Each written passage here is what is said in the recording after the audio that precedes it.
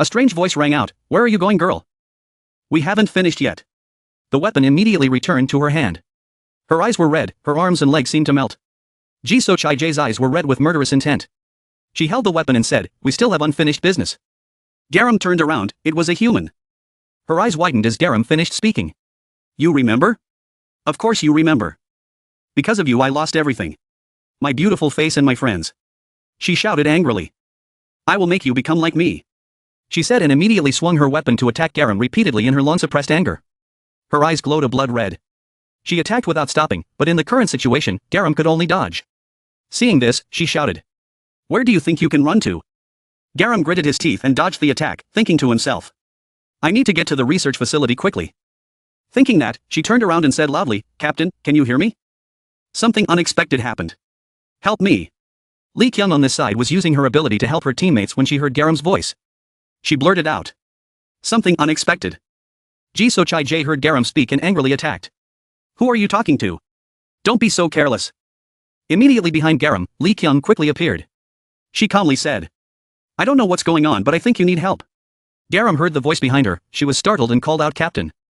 Jisoo Chai-jae saw her appear and shouted angrily, "Who are you? Go away." As soon as she finished speaking, she was kicked by Lee Kyung, sending her flying several meters away, causing the ground to shatter due to the force of the impact. Lee Kyung turned her head to reassure her. "Don't worry, I'll send reinforcements to Haemi," she replied. "I won't fight you. I have to protect people. So I don't have time to stay here." Lee Kyung turned back and said, "Reinforcements will be here soon, so hurry to the research area, Garam. Then leave immediately." She hesitantly replied, "Yes." She scratched her hand and thought to herself, "We have reinforcements. I thought everyone was here by now." Suddenly Jisoo Chai-jae appeared on the other side. She shouted angrily, making Garam on this side startled and turned his head to look. "Who was that bitch just now? Bring her here. I'll kill you both." Jisoo Chai-jae was going crazy. He ran towards her and cursed, "Damn it. I need reinforcements now." Garam muttered as suddenly a strange purple light appeared in the sky. A bone appeared and laughed loudly. His face was red. His eyes were curved. His mouth was smiling from ear to ear. Garam looked at him in surprise. "Master," Rishuru said affectionately. In front of him was Kyuho, who had just appeared at the same time. "Here I am." His face curved up happily like a good dog seeing its owner after a long time. He laughed and jumped up and down a few times. Jisoo Chai-jae saw that and hesitantly called Rishuru. He immediately changed his tone. "Huh? Wait. Are you Jisoo Chai-jae? You look disgusting." She replied, "That's what I said. Why do you look like this, Rishuru?" Meanwhile, on this side, Kyuho saw Garam and ran over to her, worriedly asking her, "Are you okay?" She replied, "I'm fine, but are you two reinforcements?" He quickly smiled and said, "Yes." Rishuru was wearing a device around his neck. "So you can use this to control him. He promised to follow your orders and so we came here as backup." He then pulled out a remote control with a cute-looking fish attached to it. Garam scratched his face and said, "Really?" But in his heart he thought, "Can that person do anything? Well then, I'll trust you too. I need to go somewhere else," she said and immediately turned around and ran away. Kyuho behind her firmly replied, "Okay. Leave it to me." However, Jisoo Chai-jae immediately realized that and rushed towards her and attacked her, saying, "Where are you going, girl? I told you that you have to pay for what you did, right?" But a bone suddenly appeared, blocking her attack for Garam. Rishuru looked serious. He looked at her fearfully and said, "Go, I'll take care of this." "All right. Don't act big with that body," Garam replied to him in confusion. Then she quickly ran away from this place. Seeing that, Jisoo Chai-jae frowned and asked uncomfortably, "What is this?" He also turned his head and asked her something. "Are you helping humans?"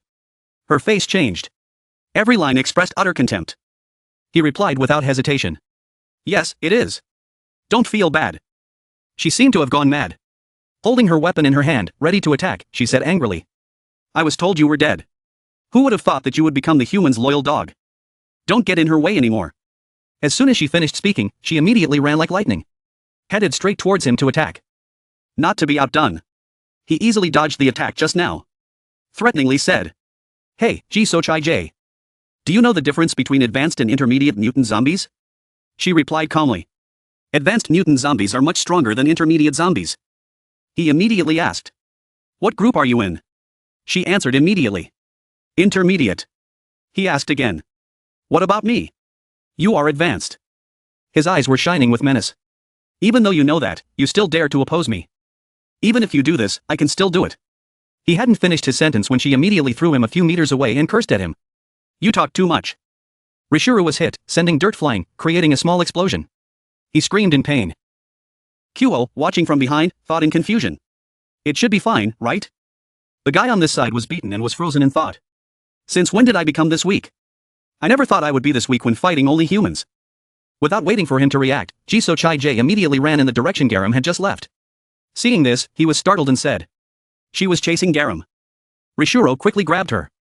Saying that, he took out the remote control and pressed a button. He was shocked by the device around his neck and cried out in pain. The remote. Turn it off. Seeing him in so much pain, he scratched his head and said. Sorry, I didn't know that was what it did. Then he immediately got up and rushed straight towards Jisoo Chai-jae and said. You see, I have no other choice. Seeing that, she stopped and grabbed his hair and spun him around. I told you to go away. He immediately said. Do something, Rishuru. Rishuru was turned to this side and thought. No good. This is too much for this weak body. He thought and then said. Human, activate that medicine. What? That's no good. June said it's only for emergencies. As soon as he said that, Jisoo Chai-jae threw him to the ground. So hard that the ground cracked. Hearing that, he said in annoyance. Hey, we are in a dangerous situation. If you don't give me that, we will both die. Kyoho bowed his head and replied, you should use everything you have to stop her, right? You think I'll let you use that? He sighed after hearing that. You want everything to be over quickly and go see the master, right? What? He asked. Once I get that medicine and deal with that girl, can I go see the master? Even just 1 second sooner is fine. He said seriously. Don't humans need our help? What if all humans die while we're chasing that bitch? Hearing that, Kyoho pondered for a moment. Then he gave him the medicine and said. You're right. Use it to save people. I didn't give it to you because I wanted to see Mairi. It was only a matter of time. He said, taking the fish-shaped pill. As soon as he swallowed, his body turned red and he groaned in pain. Seeing his body break through, Kyoho was confused. Oh, wow. He said happily. His face was flushed with excitement as he watched his body escape the ropes that bound him. Seeing that he had recovered, he said. You have really regained your body. Now go after her. He turned back and gave Kyoho a sharp glance. Then rushed towards him and said greedily. First, I need to do this.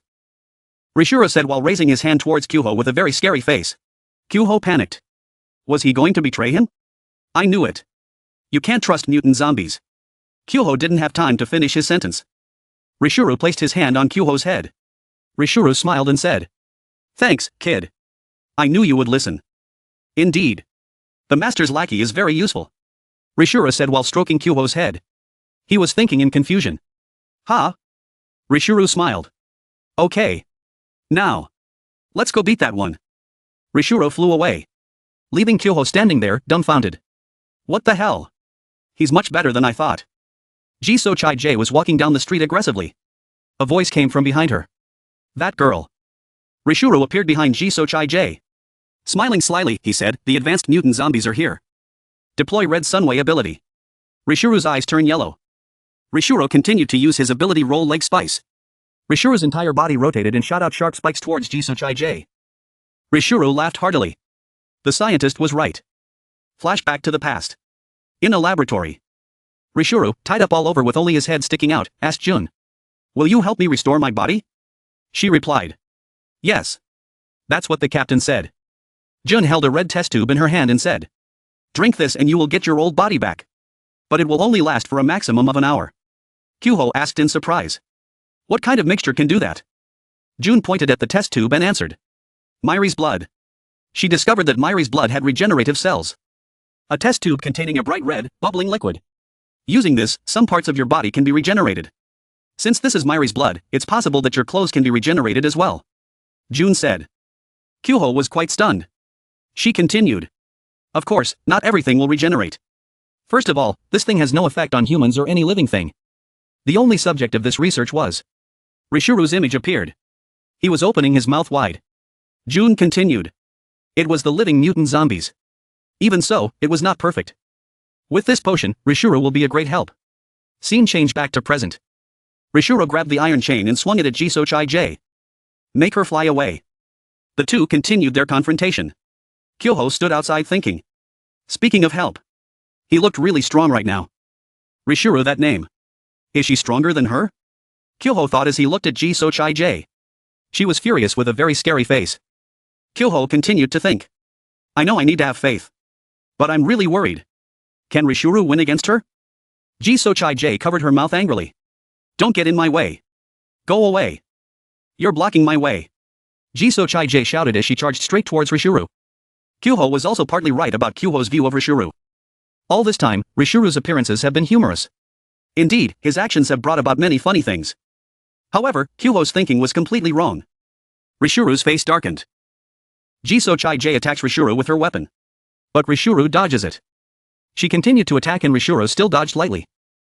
Hey, Rishuru spoke up, the one who created the trouble was me. Rishuru said and then passed by Ji-So-Chai-J. Ji-So-Chai-J's entire body fell to the ground creating a hole in the road. Rishuru stepped on Ji-So-Chai-J's head and said, but the one blocking the way is you. Rishuru's eyes were filled with fear. I must go see master, even a second is precious. Kyoho didn't know, there was a truth that Ji-So-Chai-J had forgotten. Her face was pressed against the road by Rishuru. The scene changes to a clear blue sky, a few years ago, when mutant zombies ruled the land. Rishuru is a legend, a mutant zombie with terrifying glowing red eyes. With superior physical and mental abilities, he is a Fredion. Just a light swipe cut a person's body in half. He was the fastest to reach the position of manager, the legendary super rookie, and that was Rishuru. One by one the watches fell, of course the legend did not last long. Lacking will and motivation, Rishuru disappeared not long after, and was forgotten by everyone, lying collapsed on the table. And right here, right now. The scene returns when Rishuru was still resting his foot on Ji-So-Chai-J's head, that legend, has returned. Standing beside the human, Ji-So-Chai-J suddenly used all her strength to stand up and shout loudly. What's wrong with you? She continued to attack Rishuru. Ji-So-Chai-J continuously attacked Rishuru but it had no effect. She shouted angrily. Why are you cooperating with humans? Did you see my hair? It's made from my sister's hair. Ji-So-Chai-J shouted. She kept screaming. This dress was also made from my sister's clothes, patched together. Her face darkened, anger rising. I lost everything, just because of humans. My sisters, my appearance. Ji-So-Chai-J swung her weapon towards Rishuru. She screamed. Everything. I lost everything. Then Ji-So-Chai-J cried and asked again. But why didn't you comfort me, but fought for humans? You are a mutant zombie like me. She kept crying. Rishuru was silent, not speaking. Kyoho was panicking now. What was going on? Why did he stop attacking? Could it be that she convinced him? Looking at Rishuru who was standing motionless and scratching his head, Kyoho thought. Indeed, a mutated zombie cannot be trusted. Kyoho shouted and pointed the controller towards Rishuru. Hurry up and go. Kyoho had not finished speaking when Rishuru's eyes suddenly lit up and he spoke. Hey. So what? Rishuru said as he directly attacked Ji-So-Chai-J's neck, surprising her. I don't care what you lost. Rishuru said while punching her away. Rishuru crossed his arms. Rishuru released thousands of feathers, piercing through Ji-So-Chai-J. She fell from the sky with a bang. Everyone has their own story, says Rishuru. The powerful Rishuru continued speaking with his weapon in hand. Have you ever heard the stories of all the people you killed? Rishuru raised his hand to the sky. Of course not, because the weak man's story is not worth your time. Me too. Don't care. Rishuru swung his iron chain and cut off Ji-So-Chai-J's head. Rishuru grabbed Ji-So-Chai-J's head. Rishuru crushed it, causing blood to splatter. He said coldly, because they are not worth my attention. Kyoho was extremely shocked. Let's go kid, Rishuru suddenly said. Kyoho was startled, huh? Rishuru turned back with a bright red face and said happily, let's go meet the master. Rishuru laughed happily while Kyoho was still surprised. Kyoho sweated and thought to himself, how scary, I thought he was going to kill me. For a moment, I thought he was kind, mutant zombies must be scary and dangerous. Rishuru, they are probably the same, he killed her so decisively just now. Kyoho still couldn't stop thinking as she looked at him. He couldn't help but wonder, how strong is it? Suddenly Kyoho thought, how strong is Mairi really that she can turn Rishuru into a toy? Mairi carried a sword twice as big as her body on her shoulder with cold, sharp eyes. While Yer was kneeling on the ground panting, Mairi swung the sword in her hand carelessly and muttered, it's heavy. Yer breathed heavily and thought anxiously in his head, the seventh guardian and Rishuru, how could they fight a monster like him? Looking at Mairi standing there like a monster, Yer thought to herself, it was like a huge mountain. She imagined a tall mountain covered with ice and snow, with jagged cliffs.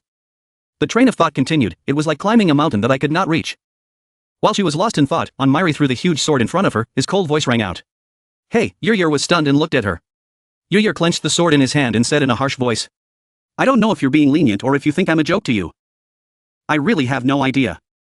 Saying that, Yer jumped up high and swung his sword, creating a long streak of light. Mairi physical impact intent. A powerful attack struck, a loud noise rang out. Anmairi quickly dodged. Without a single wasted movement, he reached behind his back and grabbed something tightly, the sound of bones breaking rang out. Anmairi quickly pulled out a piece of his spine to use as a weapon, black blood splattered from his back. If it weren't for the fact that he was wearing black, his entire outfit would have been stained by now. Anmairi held the bone up high. Suddenly a dark flame appeared from the spine, the flame became more and more fierce. Anmairi slashed a sweet sword attack towards Yer. The movement was so fast that only a streak of black blood could be seen slashing towards her. Yer thought in his mind, increasing his body temperature and boiling his blood, then using it as a fire. Her eyes drooped as she thought worriedly, this bastard is imitating me. Without waiting another second, in the blink of an eye Anmairi rushed forward, preparing to attack with the second move. Not letting the outside world influence her, Yer quickly swung her sword to block the attack. She shouted loudly, your way of fighting is really annoying. The sword slashes that cut through Anmairi's body were like hitting air, without causing any injuries. An unusual event happened that she would never forget for the rest of her life. Anmairi's arms suddenly separated from his body. Like growing extra eyes even though they are separated from the body. But his two arms tightly gripped Yer's head and wouldn't let go. Yer was shocked, never having seen such a deformity before. She shouted, what the hell is this? No beating around the bush. Anmairi immediately slammed Yer to the ground. Without wasting a moment, Anmairi quickly took the weapon in her hand and attacked Yer. His face was cold and emotionless like a machine. But instead of killing her immediately, Anmairi's eyes drooped, filled with sadness and worry. Yer lay on the ground, surprised, looking at Anmairi's motionless figure in front of her. Sitting up, Yer said, I've been wondering why you didn't kill me, are you waiting for orders from someone? Anmairi replied emotionlessly, no. His mind was constantly racing with thoughts. He was ordered to kill the administrators and that was the most important mission. But at this moment, Mairi felt a strong connection, her eyes dark with an unclear future. A cold, hoarse voice rang out, what is the past you want to forget? Yer was extremely surprised to receive this question. Mairi's voice rang out, have you forgotten that past? The sound of talking echoed in the deserted bamboo forest, why do you ask that? Yer said in a serious voice, are you showing pity for me? Mairi replied sparingly, no. Opening her heart to be compassionate and hospitable, Mairi continued, I also have a past that I want to forget. Yer was so surprised that she could only unconsciously exclaim, huh? Then silence fell over the two of them, Yer was deep in thought. Images of her childhood flashed through her mind, unanswered questions arose. Hadn't we all been there? When we were kids, we got into a fight for some reason, and after a few punches we made up, as if the fight had never happened. This is because we understand each other better through the process of exchanging emotions when fighting. Mairi and Yer continued to look at each other in silence, it seemed that the two of them were now in a situation where thanks to the fight, they understood each other's feelings. Yer helplessly spoke up to break the silence, martial artists need to train their bodies. I realize this because I have been training with my sense of smell recently, there are more scents in this world than I thought. The peaceful scene, the sky is blue, the white clouds drift lazily, the voice continues to ring out evenly, the smell of rain, the smell of autumn approaching. Life has more to discover than what we see with the naked eye, the scent not only helps us feel things more naturally, but it also helps us realize more things. Looking at Mairi's cold appearance in front of her, Yer said seriously, you and I are forgetting the familiar scents. Carrying the saber on his shoulder, Yer slowly stood up and said coldly, okay, I will tell you a story that happened a few years ago. The voice rang out evenly, before the era of heaven opened, everything originated in Seoul. While speaking, Yer's hands did not forget to attack Mairi, he just stood there silently dodging the attack. Yer continued, the Red Team, it is an organization founded on failure. Those who experienced loss or injury gathered in Seoul, where the struggles between mutant zombies reached their peak, I escaped from Seoul. Because I lost my father there, that voice still lingers deep in Yer's head. Her father called her in vain, Yer. At that time, Yer could only helplessly cry and call, Father, she continued, he is my real family. Then I met the Red Team, I thought we became a family, but in the end it was just a name. She pointed to her head and continued emotionlessly. Why is that? Because mutant zombies have a broken circuit somewhere in their brain. They only think of their own kind as stepping stones. They couldn't share anything. Her hand continued to strike towards Mairi's body. Mairi just quietly avoided and seriously listened to the story. Yer continued speaking, a fake family that should have been forgotten, ironically, reminded me of my real family. Yer's eyes were sharp, she spoke in a low voice, it was not painful, but it created a wound, it was not empty, but it created a void that could not be filled. The voice continued to ring out evenly, and in the end I could not forget it. That's why I'm more and more obsessed with martial arts. I just want to get rid of unnecessary thoughts. Mairi listened silently and seriously, he remained silent and did not respond. Yer took off the mask on her shoulder, she said seriously. Enough of that, thanks to you, I was able to finish it. My powers take time to develop. Thank you for your mercy. It's funny to tell you this story. Anyway, it's nice to be able to show my true skills. With that, she tossed her hat away. A strange aura began to radiate from her. Wearing a mask, Yer continued in a serious voice, thank you for listening to my story.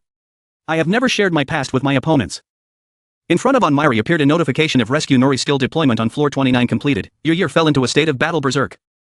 From her face and feet appeared blazing flames. You're ready to fight, the voice rang out. I will show you all the respect I have for you. Onmyri bowed his head. He had caught a glimpse of his past through year. He also wanted to send all his respect to express his gratitude. The greatest respect Myri could do. On his hand began to appear strange phenomena. Black spots appeared more and more densely. That meant he was really serious about exchanging martial arts. A demon face started to appear on his hand. Wearing a demon mask on his face, Onmyri officially entered berserk mode. At this moment, he was letting go of his past. As Yuryur fully entered battle mode, clusters of flames appeared on her body. In her hands were two red-hot blades made of fire.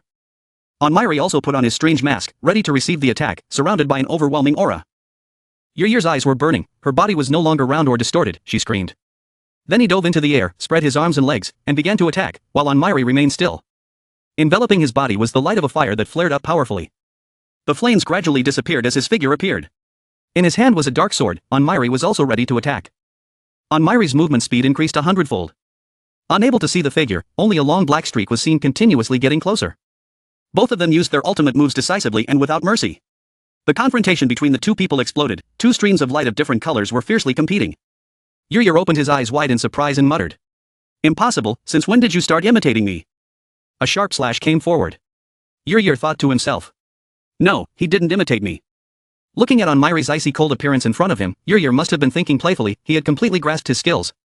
Yuryur said excitedly. Well, fine, her tone changed. I will climb this mountain at all costs. A loud voice rang out. Let's see if you can keep up with me. Along with that, a huge beam of light was created. The surrounding sky was also only a gloomy black. Her face darkened, revealing only her red eyes, as vicious as a bloodthirsty demon. She growled. My power does not stop there. A loud scream rang out. Look. The fourth time. What followed was a series of sharp slashes that were like a gust of wind, continuously rushing towards Onmyri. His body was now cut in half.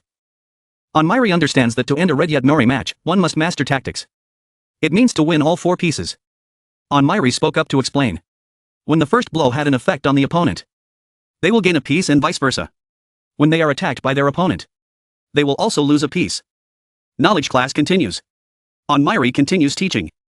This process repeats until they capture all four pieces. The first evolution will take place. The knowledge class ended shortly after. As soon as he finished speaking, Yuryur also began to perform her first evolution. A beam of bright red light began to appear.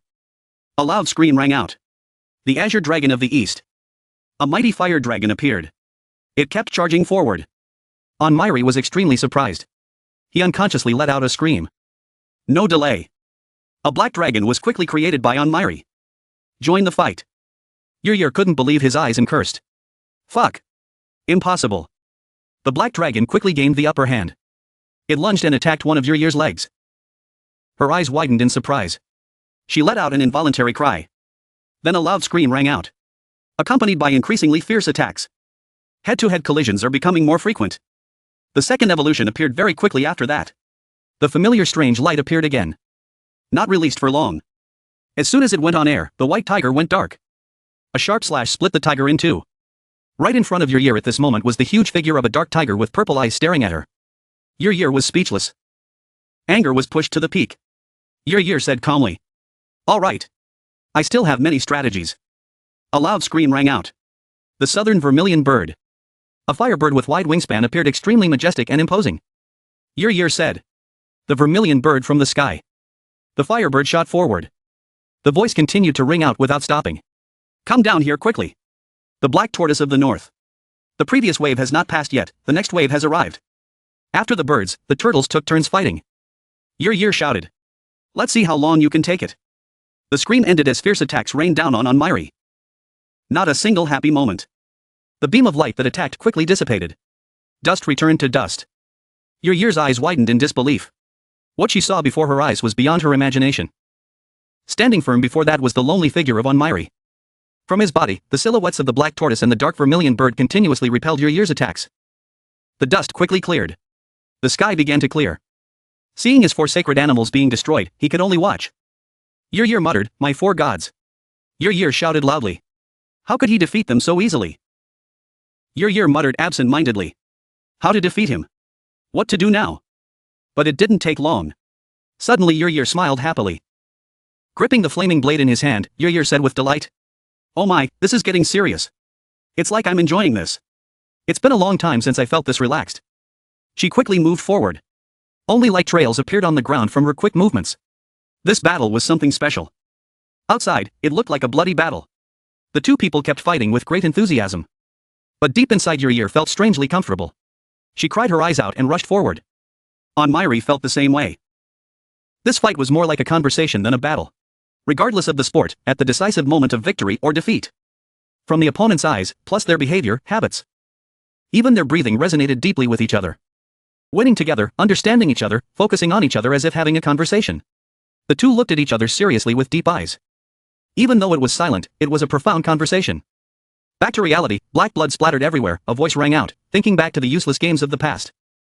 Yer gasped and spoke with difficulty, her body was no longer intact, most of her limbs were gone. Yer said with difficulty, perhaps I have always been waiting for this moment. Yes, this is enough, Yer said sternly. Looking at the image of Mairi charging towards her with a cold demon mask, Yer muttered dejectedly, at this moment my desire to live was gone. Mairi's sweet sword slash also cut her body in half. Suddenly Yer's body dissolved into a blazing fire. Mairi was extremely surprised at the unexpected event before her. A circle of fire appears, the final evolution. Goblin King. Goblins are creatures beyond existence. Even though the body is immortal, it does not mean that the soul is also immortal. The hands of fire were tightly gripping on Mairi's neck. Yer's eyes were cold, his cold voice continued to ring out, it was an honor to fight with him.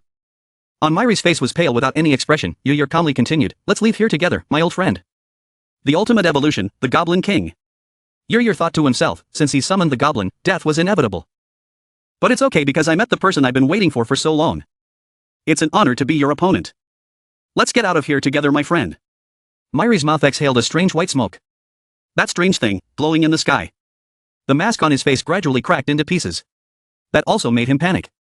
Yer over there was equally surprised and exclaimed, huh. Mairi's entire face suddenly distorted. Black things suddenly appeared. Create black strings that connect together. They grew more and more, merging into a jet black and terrifying arm. Making Yer scream in shock. What is it? What the hell is going on? The whole building is moving, no. The whole of Changwon is shaking, Yer said. Garam here also started to worry about what was happening and wondered. What is going on? Kim Haemi and Kim Junha were somewhere and had to look around to see the current situation. And Lee Kyung was no exception. However, she seemed to have realized something and muttered to herself, Mairi. The screen shows red error lines. Someone asks? What are these numbers? I've never seen anything like this. That was Nadef speaking. Who the hell is fighting people, Yer? She spoke, sweating profusely. Mairi on this side seemed unable to stop that strange power. Outbreak. Suddenly purple light covered a patch of sky above Mairi. Like an explosion, and Yer just said. My elf. An attack that transcends life and death doesn't work? Mairi seemed surprised too, he thought, what just happened? Yer suddenly laughed madly. How cruel. Can't you even make friends and leave with me? Okay. She took a stance. This was the final judgment. Because we have come so far. I will see this through. What's wrong? Why don't you fight back? Do you think I'm not worthy to be your opponent? Mairi's body was split in two, but her face remained completely calm. Yer said smugly. That goblin is dying. Her fierce flames are burning the trees here. Then she used that fire and burned the tree. What have I been waiting for all this time? You want me to save the bamboo? You want me to plant it in my building? Nadef tilted her head and asked Yer. The girl replied. Yes, my dad loves bamboo, so I want to grow some. Okay. I'll bring them in a moment. Nadef was about to leave when Yer's voice came. Oh, and are you free this weekend? For what? You want to hold a meeting with the leaders? The little girl replied. No, it's not like that. I want to go on a picnic with you and the leaders. Nadef replied disdainfully. What nonsense is that? Don't contact me if it's not a work matter. Hearing that, Yer just smiled awkwardly and said. Oh, okay, I'm sorry. She stabbed the bamboo stick into the ground. She said to herself again. Well, maybe one day I will have a friend to talk to. I can't just think about dad. Let's create a new family. Images from the past. During her time as a mutant zombie. Stretched like a film. Please wait a moment. Soon, our family will have a new member. No, a mutant zombie with a new family member is something that does not exist. Can you become that person? Mairi seemed a little confused by this question and asked back. What? Yer continued. If I were a human, could we be friends? Mairi was silent as if thinking about the answer.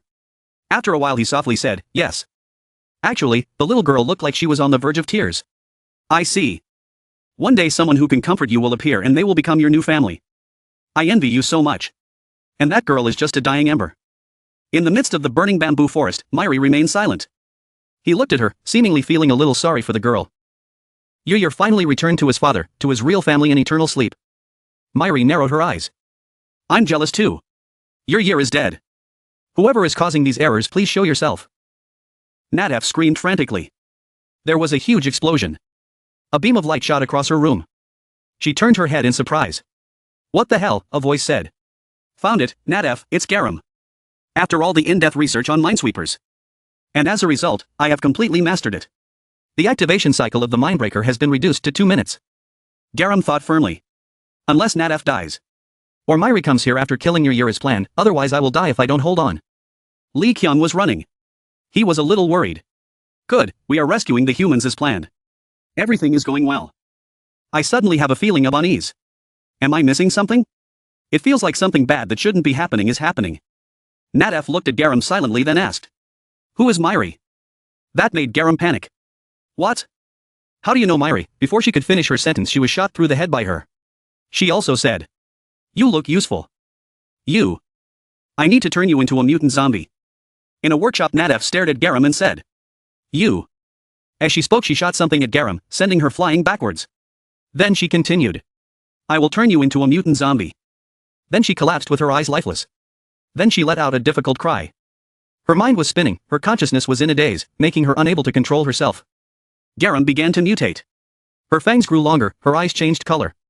One was white, the other black. Kim Hae-mi with a cold and emotionless face, now she is fighting with zombies. Just finished off another one, she bent down and breathed heavily, saying, I'm so tired, I used too much of my power. The zombie in front spoke up, attracting Kim Hae-mi's attention. You shouldn't ignore me like that. He said and then rushed in front of her. Suddenly Kim Jun-ha screamed. Along with a direct punch to the zombie's face. He only had time to scream. Then Kim Jun-ha laughed strangely and launched another move. He shouted loudly. Fastball. He launched a fatal blow straight at the zombie's head. He spoke from behind to Kim Hae-mi. Hey, loser. She turned around to look at him. He continued. If you can't even breathe, move aside. Kim Jun-ha looked at Kim Hae-mi with disdain. His mouth curled up in a smile. People like you will only die in vain. But that will never happen to me. Hae-mi spoke. Kneel down. Make him angrily shout. What? She said then she pressed his head down and replied. If you don't want to die in vain. I said kneel down. With that she flew up and kicked another zombie. Kim Jun-ha said angrily. Are you crazy? Who gave you permission to touch my head? Kim Hae-mi replied coldly. I just saved you, you ungrateful bastard. When will you grow up? He angrily pointed at her and said. What are you talking about, you useless thing, who are you to poke your nose into my business? Kim Hae-mi looked at him with an indifferent face and replied. I'm your twin sister, are you stupid? Then he shouted helplessly and said. Go away. Jussie walked over and said with a smile. Hae-mi, if you're tired, take a rest, we're here. She looked and replied, but before she could finish her thank you, Kim Jun-ha interrupted, turned to look at Jussie and said, Hey, bald guy, go somewhere else. Jussie replied sadly. But I'm just worried. Kim Jun-ha heard that and shouted. Who are you to worry about my sister? Kim Hae-mi sighed helplessly and spoke. What a child. Suddenly she thought. Oh right, where did that black-haired senior go? I saw him here just a few minutes ago. But then she stopped wondering, she thought. Oh well, maybe the senior has gone somewhere else. Lee Kyung was in a very tense gunfight. Every shot she fired hit the target. Then it exploded in the air. She looked and thought. Damn, it feels like there's more of it, it's getting harder to deal with. Then she glanced back and thought. Moreover, the biggest problem now is. The giant glowing washing machine was making strange noises. Then it shot out countless arrows of light. Lee Kyung thought. These things are shot out at a certain distance. It flew towards Lee Kyung. But halfway there was something blocking it. Then exploded simultaneously. Lee Kyung quickly ran away, she looked back and thought. Helping others is fine. But I can't help Garam. She looked troubled and worried, thinking, it's best to wait for Myri. I'm sorry, but please try your best, Garam. Garam was now tormented by the mutation in her body. Her vision became blurry and her mind was dizzy. Drool began to flow from her mouth. Suddenly she held her head and screamed in pain. She wanted to say something but the pain made it impossible for her to utter a word. Then she took out the book. She screamed. The torpedo broke the circulation of the cleansing air. Get Natafi's attention. Garam's eyes were transformed into black. Suddenly back to normal. Then she collapsed, her hands on the ground supporting her body, she screamed. Damn it. She gasped to regain her strength and at the same time she thought to herself. I don't know what she was planning to do just now, but if she had been a little slower, it would have been a big deal. Thinking that, Garam shouted and asked. What the hell did you do to me? Nadef looked at Garam in surprise and wondered. How could that be? Are you a person with superpowers? I don't know how you did it, what a shame. She looked at Garam and continued calmly. It's just that if you were a full-blown mutant zombie, things would be much easier. Garam didn't understand what she was saying, so she asked. What? She thought to herself in panic. She tried to turn herself into a mutant zombie, the mad scientist who wanted to merge zombies and humans, so it was her. Garam held the book tightly and replied. What transformation, not just your year, but she really only saw humans as no different from insects. Garam looked at the book, read the torpedo-breaking spell, activated it fully and used her power, then she continued. Now I can do it without feeling guilty, it's good but... Garam concentrated his strength into one hand, his face filled with resentment as he looked at Nadef, thinking, I only have 2 minutes at most, I must end this at all costs. Nadef spoke up, mad scientist, so that's how you see me. Then Garam unleashed a strike of immense power that headed straight for Nadef. A voice spoke, unleashing power. Suddenly Garam let out a surprised cry. Her power had barely reached Nadef when it began to fade. Then blue chains surrounded Garam, immobilizing her. She was tied down by Nadef's power. She thought fearfully, what is this, my body can't move, it's like being squeezed, no, my brain is paralyzed. While she was wondering, a voice suddenly spoke in her mind. That is a sign that the human brain is gradually being damaged. The voice continued to speak. Right now, the one controlling your body and mind is me. Garam asked again, wondering. What, does it look like an illusion? The other side replied. No, you and I are talking in that person's mind. It would be better. Then a glowing circle appeared. If you stop resisting me because the human body is worth my study.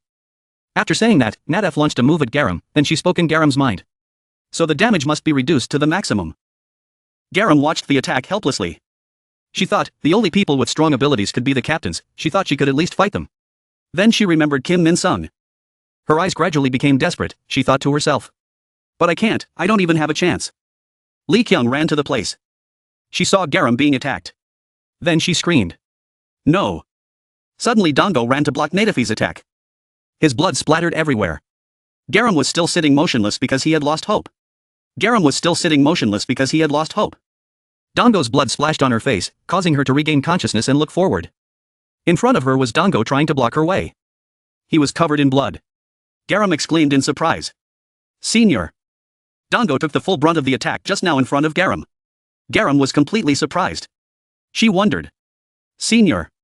Why is he here? Nadef was also quite surprised and wondered. Who is this guy? Since when was he here? Dango's voice rang out again. Run Garam. Dango couldn't hold on any longer. His knees and hands gave out. He couldn't die here. Kim Jun-ha shouted angrily. What the hell is this? This is crazy. Are all the zombies in the world gathered here? Kim Jun-ha cast his magic. He yelled at the zombies. Get out of my way. You bastards. Rishuru's face lit up happily. Master. Where are you? He happily rushed over. His mouth kept calling out to his master, surprising everyone. Suddenly the medicine seemed to lose its effect, causing him to stop and ask, huh? He said. What is this? What medicine has stopped working? He finished speaking and turned around to call out. The captain asked him with concern. Are you okay? Rishuru. Lee Kyung's figure moved quickly in the blazing fire. A green beam of light attacked head-on. A painful sound also appeared. A red fire grew bigger. Lee Kyung's figure became more and more agile. His breathing became more and more audible. Clear in the air. She thought to herself. This is going to drag on. People will gradually become exhausted. A green object attacks with great force. Many rays of light flashed. Light spreads throughout space. Alarm system. Level 3 defense protocol. Drying rack supply system. She told herself. Just hold on a little longer. Even though we're no longer in the advantage. I won't back down. She believes the moment of turning the tide is near. How absurd does Dango feel? Suddenly appeared and then lay there waiting to die like this. Dango laughed to himself. This kind of death really suits him. What a bastard. He watched Garam's figure fade away. Said to himself. Yes. He said to himself. It might be better if he died this way. Dango, 23 years old. A girl said. Sang-hun, remember to bring it there tomorrow. Dango called out. What do you mean? Who is Sang-hun? Hey, take it back. Dango shouted loudly to assert himself. I'm Dango. That Dango. I've already paid for this. Dango is an unknown child. The teacher asked. Is there anyone who hasn't done the test? Dongo raised his hand and said. Yes. But the teacher still didn't see it. The teacher asked again. Is there anyone else? Dongo said again. I'm here, teacher. Even during military training, it was the same. The instructor asked. Has anyone not received their biscuits? Dongo raised his hand. Dongo trainer number 203. But the instructor still asked. Have you received enough? Dongo patiently repeated it again. Dongo trainer number 203 still hasn't received them. A life that no one remembers and no one recognizes. It is no different than a life in hell. At that moment, Garam carried a wooden box and asked, Senior. Where should I put this? Dongo was quite surprised. Finally someone noticed him. He replied. He said. Put it wherever you like. Garam happily said. Thank you, Senior Dongo. He was surprised and continued to ask again. Huh? Garam's figure faded away. He was still stunned and said in disbelief. Huh? The first time he was acknowledged by someone. He remembered it so clearly. No one had ever paid attention to a nobody like him before until Garam. Dongo showed off 3 books. He bought some new ones. Garam's eyes lit up. Dongo said firmly with a bruised face. You said you wanted to read some books, right? While I was exploring Jinha, I found a few books. Garam asked politely. Can I read it here? Dongo asked again. Here? Dongo looked at Garam's absorbed look and asked her. What do you think? Do you like it? Garam replied excitedly. Wow, this book is so good. The author's words are very vivid and detailed. Dongo asked. By the way, why are you always reading at my place? Garam was engrossed in his book and only had time to hear him ask back. Huh, why are you suddenly asking that? He explained, I mean there are tons of places for you to choose from, but why do you choose to sit here? Garam replied. Oh, it's because it's comfortable. Dongo doubts himself, comfortable? Garam added. Sitting here makes me feel like we're together because I feel so lonely. For some reason, sitting next to you makes me feel comforted. Suddenly, Garam said. Besides, don't you think this place is too big? Why do you ask? Do you hate me sitting here? Dongo asked back. So you think I like me sitting here? Garam argued. What? Can't you say anything better? Dongo saw Garam's fierce expression. He said. See?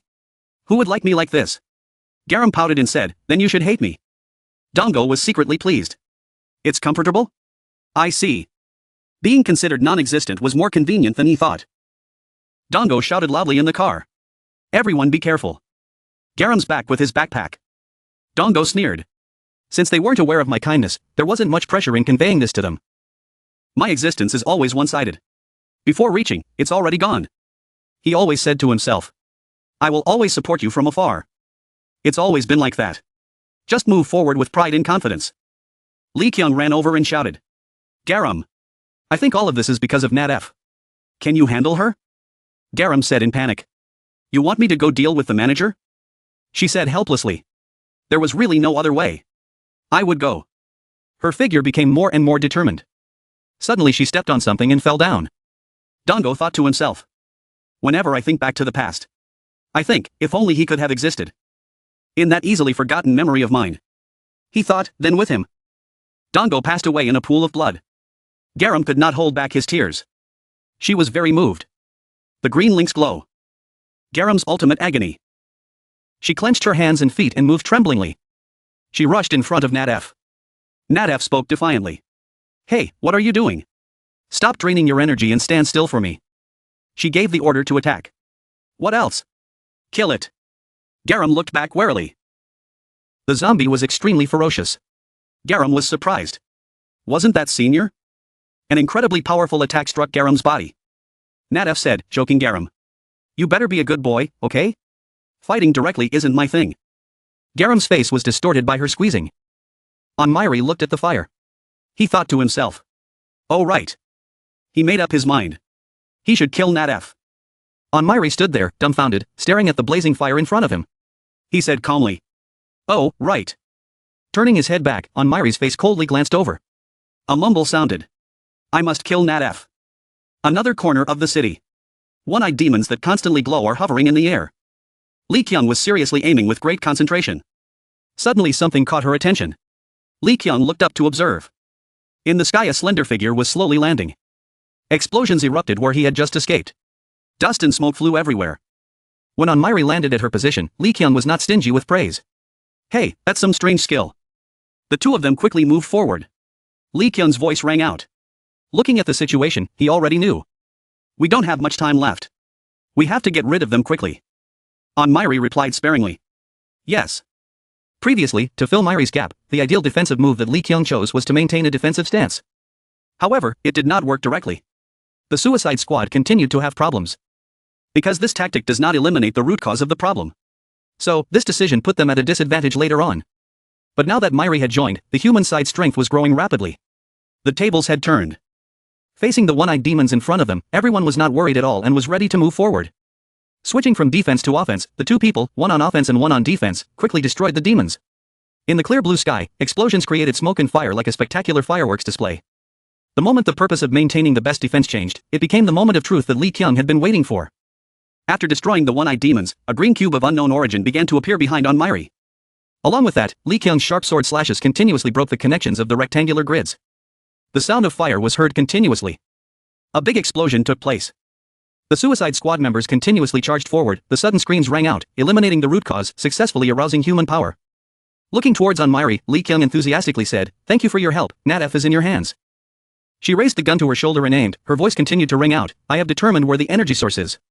Follow the bullet, it will take you to Nataf's place," Mairi replied, "Yes." Then he used his fastest speed to follow the direction of the bullet. Lee Kyung looked on absent-mindedly, she wondered and muttered, "Was I imagining it, ever since then?" His demeanor was somewhat different from usual. Looking at his back as he continuously charged forward, Lee Kyung couldn't help but think absent-mindedly. She quickly left after that, Lee Kyung muttered seriously. "Oh well, it doesn't matter, what I should do now is to finish cleaning up the rest." Lee Kyung kept moving forward. The sharp slash cut the demon's body in two. Kim Junha was shocked. "Captain." Lee Kyung glanced at him and asked, "Sorry for being late, how's the strategy going?" Kim Junha suddenly turned his heart-shaped eyes forward and reported excitedly. "I'm not sure anymore, but most of the humans have successfully escaped. I think we've completed 45% of the strategy." Kim Haney glanced at him helplessly and said, "Your attitude has turned 180 degrees. Kim Junha fiercely pressed his finger to Kim Haney's forehead and said angrily, "That's normal, you know. The captain is incredibly strong. She's completely different from a loser like you." Kim Haney said coldly, "Get your hands off me." The two of them fought like cats and dogs. Lee Kyung said coldly, 45%, huh, still a long way to go. Rotating the knife in my hand like a habit. Lee Kyung's voice continued to ring out. Everyone followed me. Grasping the staff firmly in her hand. Bringing it forward, her cold voice continued to ring out. "From now on, I will take the lead directly." Under her guidance, the balance of power is tilting in favor of the humans. Already starting to tilt to one side, Lee Kyung's group continued to charge forward to destroy the monsters. In another corner of the city, Rishura was screaming non-stop. "I said I would go see the master. Let me go now." Kyuho gripped the electric shock switch in his hand and said angrily, "What's the point of worrying about that? The effect of the medicine has worn off. Calm down." The miserable screams continued to ring out. A bullet kept flying through the air.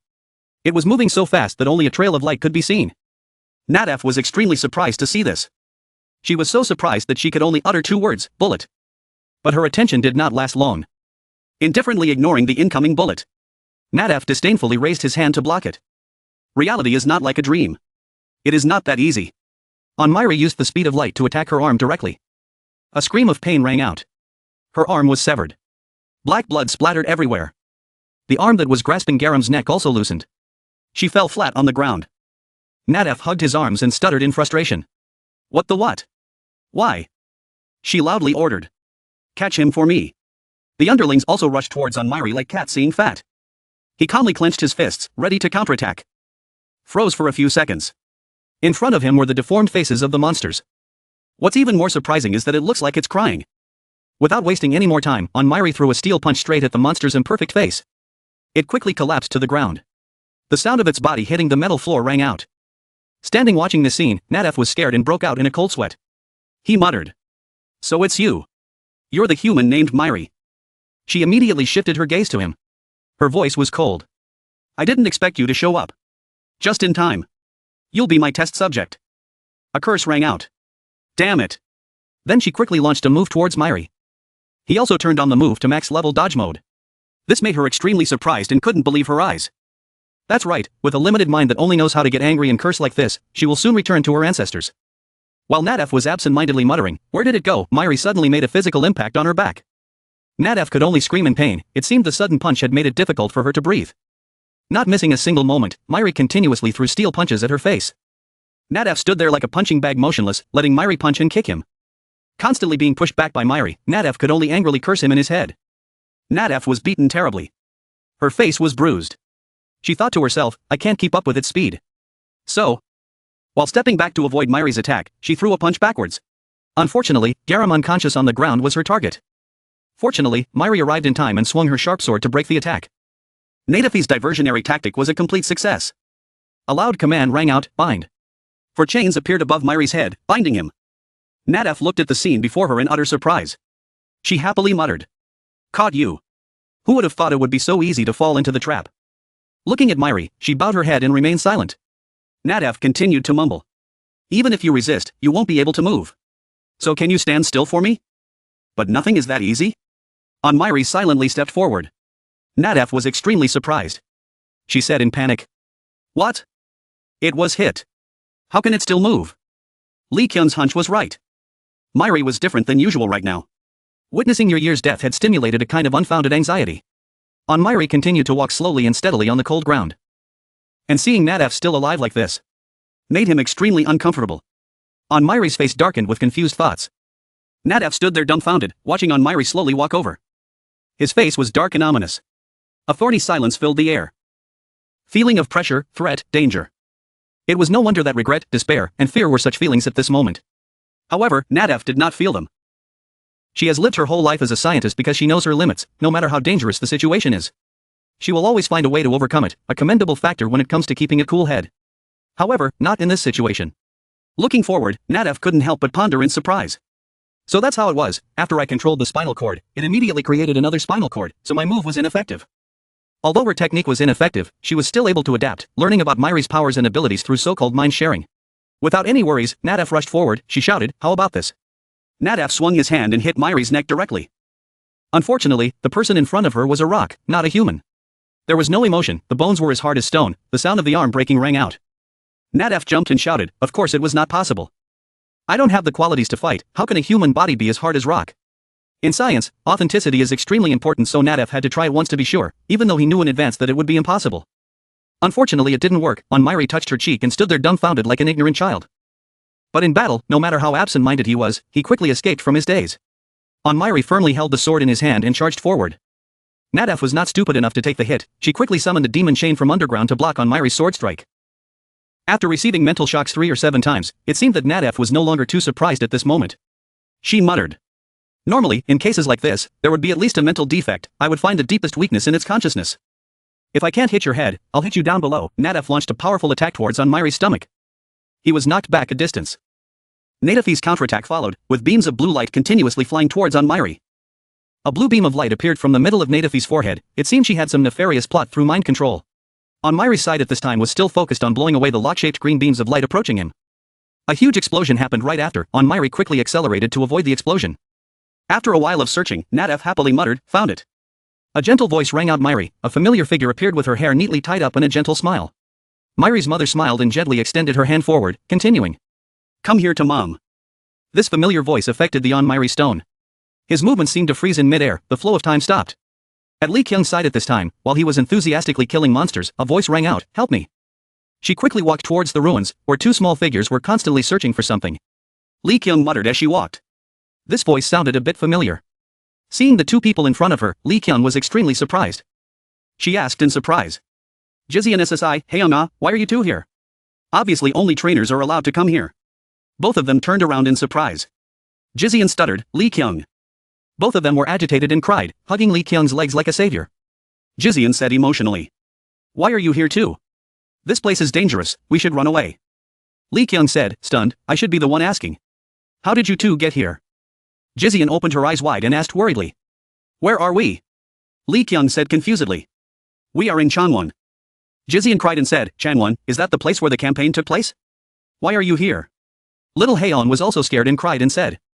This is a bloody place. Lee Kyung asked curiously. I should have said that. The wailing grew more pitiful. Jizzian said. Oh my god, what should I do? I'm dying. Haeon echoed. Future, I'll miss you so much.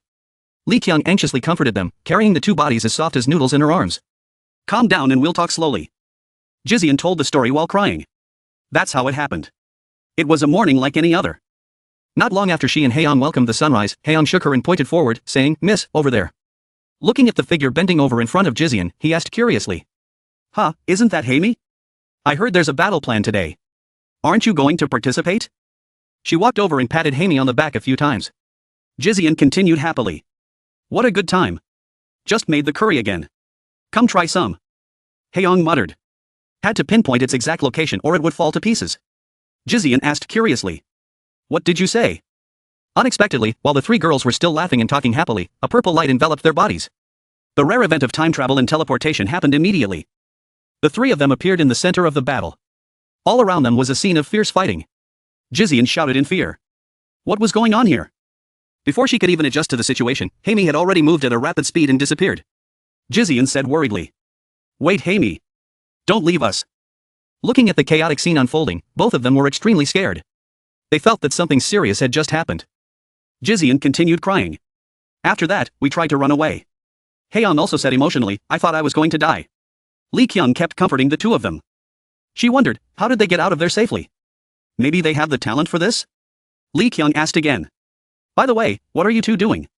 Jizeon poked her awake and said. "That's right." Turning towards the rubble, Jizeon said worriedly. "What about the person inside? I heard someone calling for help just now." Lee Kyung said in surprise. "A person?" Lee Kyung walked over and lifted the wall. The scene before her eyes made her feel extremely surprised. Lee Kyung muttered. She was right. Judging from their uniforms, they were definitely slaves in Changwon. Jizeon asked loudly in fear. "Oh my god, is he dead?"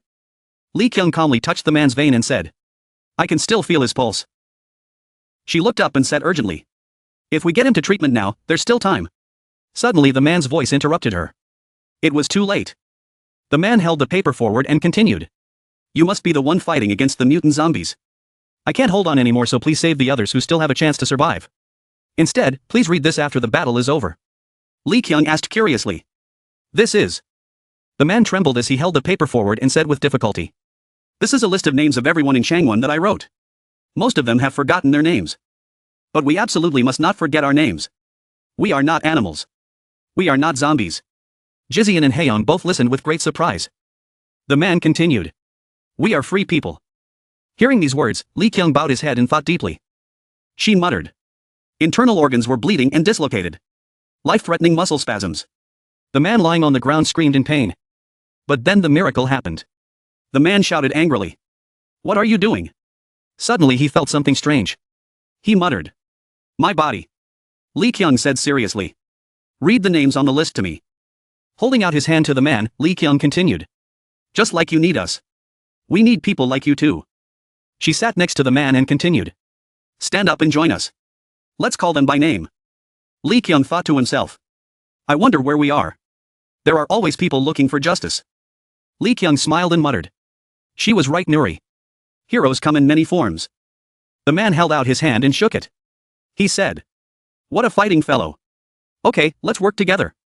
When he was helped up, the man asked curiously. "But how did she do that? Did she study medicine?"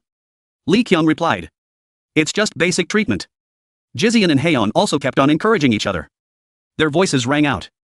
What a great support between a strong man and a woman. That's right. At Onmiri's side, after hearing his mother's voice, he suddenly stood still.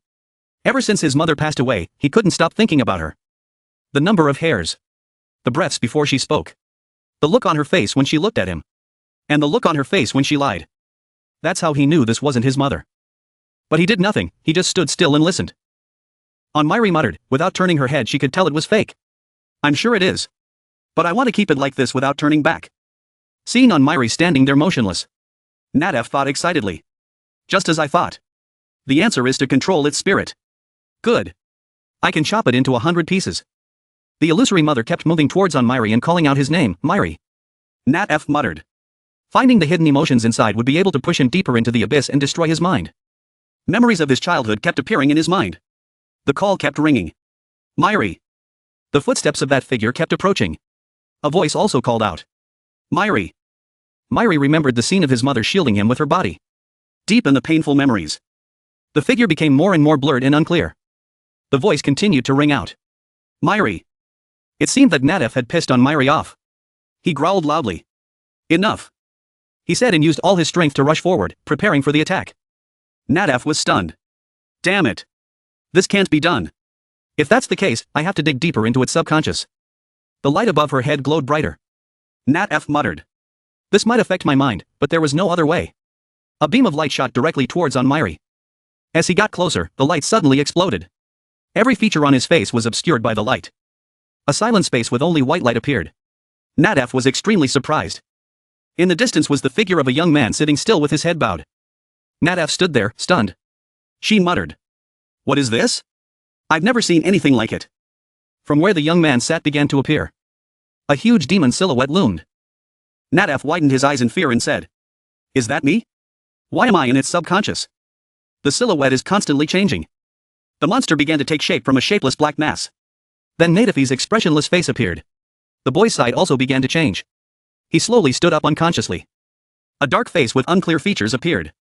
Immediately after that, the image of Nadef in the illusion was grabbed by the neck and hung up by countless arms. At this moment, Nadef's neck was tilted to one side. Fresh blood splattered. Onmiri quickly used his sharp sword to cut off her head. Looking at Onmiri's cold, emotionless face, Nadef trembled and said. What? She exclaimed in surprise. Why are you pretending to be human? The battle seemed to be coming to an end. It was tense in Miri. Nadef's head was severed. Her face was hideous. Blood was everywhere. She stared at him. Her head fell from above. Her mouth kept calling. Dad. Then she fell to the ground. The ground was stained red with fresh blood. I rarely fear when it comes to human sciences, but for a moment I was filled with dread. That's when I was faced with this limitless power. You would never know what Nadef had seen. She had lost all will to fight. She lay motionless. Her eyes were still wide open as she cried out each word. Dad, she kept calling. At this moment Miri kicked down with her foot. Her head was crushed. Blood splattered all over the area. Dad, that was the last thing she could say before she died. Miri's face was gloomy and she said nothing. She just silently looked at the bloody ground. He didn't stop. He kept stomping. He kept stomping in the same spot where he had crushed Nadef's head. Thus the battle between Miri and Nadef ended. Garam struggled to turn his head to look at him. Miri, she looked at his back and called. On Captain Kyung's side, Uncle Dugan shouted, we can't keep running away, let's join hands and contribute our strength. Everyone shouted in unison, their fighting spirit was at the ready. Kyung looked at Dugan thoughtfully, he alone had lifted the spirits of the people at Changwon. What kind of person was he?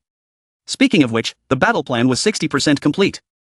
Thanks to the help of the people, the battle plan went more smoothly and they began to take advantage of the geographical features. As a result, Changwon quickly fell, and they joined forces to fight. At this point, the battle plan was 75% complete. Without the strong ones to support them, the mutant zombies began to become disorganized and lose their will. The battle plan seemed to be easy to execute, but dealing with the scattered mutant zombies was extremely difficult. The place seemed to be in chaos. And of course this problem was immediately solved. It seemed that thanks to Miri fighting alongside them, the battle plan was now 80% complete. Junha's side is still fighting hard, reaching 85%. Uncle Jussie is also very focused on protecting everyone.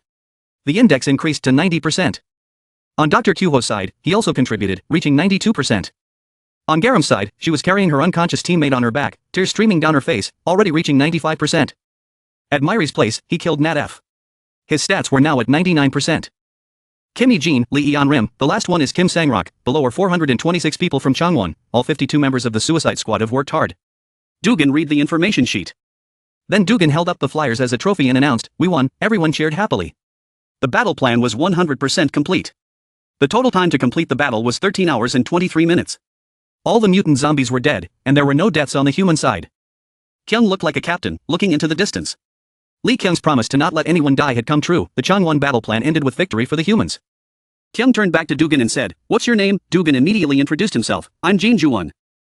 Garam came from afar, she looked very tired, Captain I have something to say. Jean Garam, is it really Garam? Uncle Dugan asked, she looked up, not understanding what was happening. Dad, Garam suddenly said loudly, which made Kyung feel strange. Why are you here? Dugan asked Garam, and Dad, why are you here? Garam asked back. Actually, these two people had met by chance before, probably in the chaos. But because the situation was so tense at that time, plus many years had passed, these two people did not have enough time to get to know each other well. Dad, is it really Dad? Garam asked, is it Dad? Dugan called her name from afar, Garam. She threw herself into Dugan's arms, exclaiming with joy. Daddy, Dugan also hugged her, calling happily, my Garam. Dad? Kyung wondered. So that's how it was, when Dugan was young he carried Garam out of the fire. At that time he was concerned, baby, are you okay? Little Garam sitting on the fire truck said, "What is it, Dad, stop joking." At that time, Dugan was covered in dust from work. He smiled at the little girl. "Sorry, okay, thanks to Dad you were less stressed, right?" "That person is Garam's hero, I've heard about it before," Kyung recalled as she watched the two of them hug each other and cry. Is fate real? There are still many opportunities to see a scene like this. She breathed a sigh of relief and looked at them attentively. "By the way, what do you want to say?" Kyung asked Garam, who was still crying tears of happiness. After a tense struggle with the zombies, there was finally peace. By then, the sun was slowly setting. Someone asked, "You say this is Dongo?" Yes, on the ground was an unconscious man, with scratches on his face. Because the change was so sudden that it caused this abnormal condition, of course everyone didn't need to worry too much because this wasn't a serious injury. What was more worrying was that Dr. Kyuho hesitated. Not knowing what to do when Dongo turned into a zombie like this, Kyung lowered her head and said, "First, take him to get treatment, and we'll think about what to do later." Kyung asked Kyuho, "How many more people are injured?" He replied, "I'm still checking." After confirming, "I'll take him to the hospital for treatment." "Okay, thank you." "Kyuho," Kyung told him. "Sorry, really sorry Dongo, it's my incompetence that's why you're in this situation." Kyung gritted his teeth and blamed himself. On the street Myri still walks. At this moment, the people in Changwon were laughing and joking happily. The Suicide Squad fighters were also having fun after the battle. Myri at this moment still had lifeless eyes walking straight ahead. What is family? He stopped on the road, in the middle of the crowd, he asked himself such a question. "Hey, are you okay?" Suddenly there was a concerned voice and an arm patted his shoulder from behind. "Oh my god, look here, the dark circles are even darker, are you hurt somewhere?" Jizian patted Myri's face, he said confusedly, "What's wrong?" Jizian cares, what else is there? "Do you know how worried I am? Even though I know the child won't die, I'm still very worried. That's right, I miss you so much. Haeyong next to me is also somewhat of an uncle, they care about me a lot, they look like a family. We almost died too, but at least you're safe, I really miss you." They cried tears of joy. "Why?" Myri asked. "Why do you miss me?" Myri asked them emotionlessly. "Why?" They wondered. "There has to be a reason to remember?" Jizian answered him naturally and comfortably. Myri was silent at this moment and did not say anything more. "Myri, always remember to take care of the people around you." He remembered what he said back then. "Why?" Myri's voice asked. "That's how I can become president, right?" Myri remembered when she was little and slept with her mother. "I'm not so easily fooled now." Myri was so innocent back then. "You don't know it yet, but I have to get all the congratulatory money and allowance money. Until she gets all this money, she can't die." His mother was very determined at that time. He said she was too greedy. "Don't say that to Mom. Everything Mom does is for you." She pinched Myri's cheeks. Mom let go. He was helpless. "So cute." His mother happily praised. "Anyway, Myri. Someday, there will be people by your side for no reason. Be sure to treat them well. Because they are all important people." She touched Myri's face to remind him. "Why is that?" "Mom is the only important person to me." He wondered. His mother said slowly. "That's true. But those who are always by our side for no reason. They are as important as their mother." She explained gently to him at that time. Back to reality. He remembered what his mother said at that time. He thanked the two people in front of him. Jizian and Haeon were surprised. "You just said thank you." The lovely girl Haeon was also delighted. "You said you like me?" Jizian couldn't believe it. He immediately said again, "No, why would he say such words?" Jizian and Haeon were shocked. They were so shocked by this unexpected surprise that they couldn't believe it. "Hey everyone," Myri said, "thank you." "Are you shocked?" "I like you too." Haeon was happy. And a great journey was about to unfold. The fuse ignited and then spread into a huge fire. The scene after the battle was bleak. The history of the new world will be recorded on the scorched pages. This peaceful moment has existed after retiring day. It seems, Myri still has many problems to face. But everything seemed to be over. Suddenly, something attacked where Myri's group was standing. Jizian was hit and fell head first onto the ground. Myri's hand was slashed by something. His arm was severed. Haeon beside her was extremely surprised. "Miss," the little girl could do nothing at that time but be terrified. Myri's face darkened at this moment and she could only keep silent because it came too quickly. Reached the target.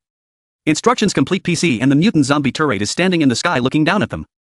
Myri was silent at this moment. His face looked like it was filled with a great hatred. Turret is watching along with PC. Myri's face looked at Turret coldly. Turret said, "Yuyer and Nadef did their best?" PC replied, "Yes, so that's it." They talked to each other. "All right." Turret said and jumped down. He landed on the ground where Myri's group was standing. "I heard about it on the way here. You're the human named Myri, right? What's that over there? Is that a mutant zombie? It seems like there's still one left." The people around were surprised to see Turret. They said, "Kill it." That's noisy. Turret raised his sword. His sword began to sprout blades, emitting a red light. He quickly swung his sword and cut in half those who were approaching him. He held his sword to Myri's neck. When I heard about the human riot, I thought it wasn't a big deal, but I didn't think it would be this big. Of course, it's lucky for me to have an opponent of equal strength like this. But, I'm curious if you can give me a glorious death, Turret said doubtfully to Myri. Then Myri bent down. He didn't understand what he was doing. After that, Myri didn't attack him but quickly took Jizian and left, leaving Turret there. I didn't expect you to run away, he said. However, running away was useless. After saying that, he swung his sword from afar, cutting Myri's body in two. On Captain Kyung's side, she heard a loud noise, and dust flew everywhere. What was that? She wondered. At that time, Myri's body was cut in half, her upper and lower body were in two different places. Suddenly his upper body was thrown away. But suddenly he regained his body. He quickly picked up Jizian and ran away. Your ability is truly extraordinary. Turret said from afar. Okay, I'll chase you to the end. Let's see how far you can run. Turret quickly chased after Myri. Captain Kyung saw from afar. She remembered what Rishuru had said. If you ask what kind of person Turret number 1 is, he's the one who always wears super strange clothes regardless of the weather. Has a ponytail and carries a long sword. He thinks he's cool. But to me, he's like a sicko. Oh well, that doesn't matter. Then, Rishuru continued. The Guardians do not know each other's abilities. Because we do not need to communicate or fight each other. Actually, I do not have much information to tell you. But one thing I am sure of. Our leader is gone. So the strongest pillar of the team right now is Turret. Do you know what I mean? As long as you catch Turret, you don't need to look for other Guardians. He explained. I mean the red team will be destroyed if you do this. Kyung realized that. Those who are still able to fight, follow me. Kyung ordered everyone there. She thought quickly. If she did well, today, in this place, we might be able to end everything. Turret was chasing Myri when he suddenly stopped because of an obstacle. Kyung's group suddenly appeared in front of him. What is this? You guys are the subordinates of the human named Myri. He was slowed down by these people. Kyung asked. How did you know we attacked Changwon? Did you contact Rishuru? He asked again. Rishuru? You killed all the other guardians except that one? Your hobbies are strange too. How did I know to come here? Why should I tell you? He provoked. What? I didn't expect you to ask that. But I guess you have no reason to listen, right? Kyung answered him. Today is the day you die. Your era of mutant zombies will end here. The group quickly surrounded Turret. Prepared to attack him. Confident? Good. Go all in. He taunted and quickly disappeared. Where did he go? The people around suddenly asked. I came here to meet that human named Myri. If I achieve my goal, fighting anyone is the same. His voice came from somewhere. They kept looking around to find him. He said, show me your strength. Kyung was looking for him too. She thought, I don't see anything. Isn't that teleportation? Where did he suddenly disappear to? Suddenly she collapsed to the ground. She could no longer stand. Garam quickly asked worriedly. Captain, what's wrong? Kyung felt uncomfortable now. She remembered, her legs were starting to go numb. The side effects of the skill she used were starting to appear. Why now? She felt desperate. First of all, Turret suddenly appeared from space. Starting from the weakest one, he attacked Haimi first. You can't even dodge such a simple attack. It seems you're weaker than I thought. Haimi immediately fell down. Hey, are you serious? Are you okay? Come help Haimi, she's covered in blood. Kyung thought, there was no sign of him appearing. Does he have powers beyond the understanding of the laws of physics? I can't believe his powers are so different from the other guardians. Garam could only look on in amazement. Damn it, I have to get up. I have to protect my team. She forced herself to stand. But no, she suddenly couldn't stand anymore. Garam shouted, Captain. Hey, don't joke around and wake up. Are you okay? Junha sat next to Haimi and called her. He feels unwell. Where are you? Stop hiding and come out here. Come out and fight me, you dog. He scolded. If you want to escape, before he finished speaking, Turret appeared before him. He swung his sword down. A painful slash across his shoulder caused blood to spurt from his shoulder blade. Junha held his sword. Then cursed. Don't joke with me, you dog. You're hiding behind me, you dirty playboy. You have a strong spirit. But that was enough. He used his sword to slash Junha twice more. Pride alone won't kill you. Only when you're skilled enough will you have the right to show your pride. And you have potential. He turned away. Jussie came in now. How dare you touch the kids? I won't allow it. Jussie's hand was quickly severed. Kudos to you for trying to overcome your fear. Turret barely moved, yet he was able to cut off Uncle Jussie's arm with such ease. He was a formidable opponent. Not to be underestimated. Turate raised his sword at this moment. But you are too weak. Trash like you that cannot grow should not be kept. Garam couldn't stand it anymore. She started to rush forward. Stop. This guy. But Kyung held Garam back and ordered her to stop. Kyung used the skill in his eyes. Move. Move. Kyung now quickly rushed towards Turate. Kyung somewhat blamed himself. Tell Garam loudly that you made a mistake in your judgment. Quickly lead everyone away. Please, she knew she couldn't beat him but still tried to hold on so they could leave. Captain, Garam just called out to her. Kyung used her strength to push Turate far away. Damn. What should I do? Garam was left alone, surrounded by her comrades who had been attacked by him. All of them lay motionless. On the other side, Kyung attacked and brought Turate to another place to protect Garam's group. His sword was quickly thrown up. Turate was pushed back. He squatted down. The sword returned to his hand. Then he praised. I didn't expect your speed to be quite fast. So there's still someone who can be used. He looked at the opponent in front of him, Kyung. I don't know where you rushed off to, but if you're coming, come quickly, Myri. I don't know how much longer I can hold out. She seemed to be praying that these words would reach Myri's ears. Inside the hospital, a voice called out for Dr. Kyuho. When he turned to look at the voice, it was Myri. He asked, can you save this person? In front of Dr. Kyuho was the figure of Myri holding Jizian in her arms. She was unconscious and covered in blood. Hey, Myri called Kyuho. He turned his head to look when he heard the call. Myri carried Jizian's bloody body and called from behind. Kyuho, can you save this person? Inside the healing room, people were still healing each other after the battle. What's going on? Are there still some mutated zombies left out there? Kyuho wondered as he quickly took Jizian to the emergency room. Myri left immediately so I couldn't ask anything, he thought. No, it was useless to ask at this point. He remembered earlier, when Myri brought Jizian over, Kyuho asked. Hey Myri, what the hell happened out there? Myri still didn't answer him, only asking, was it saved? Say you can save him, promise me, that's all he wants you to say. I will do my best, Kyuho didn't ask anymore and said that to Myri. Back to the present, Kyuho thought, he looked very angry. In a state like that, it would be difficult for him to answer. As he tried to run as fast as he could to save Jizian, a man ran up and shouted. Dr. Kyuho, I think you should come here quickly. There are many patients at the door. Kyuho turned his head in surprise. Many patients, the man hesitated. When they arrived at the front of the hospital, Garam was there, along with the others who were unconscious.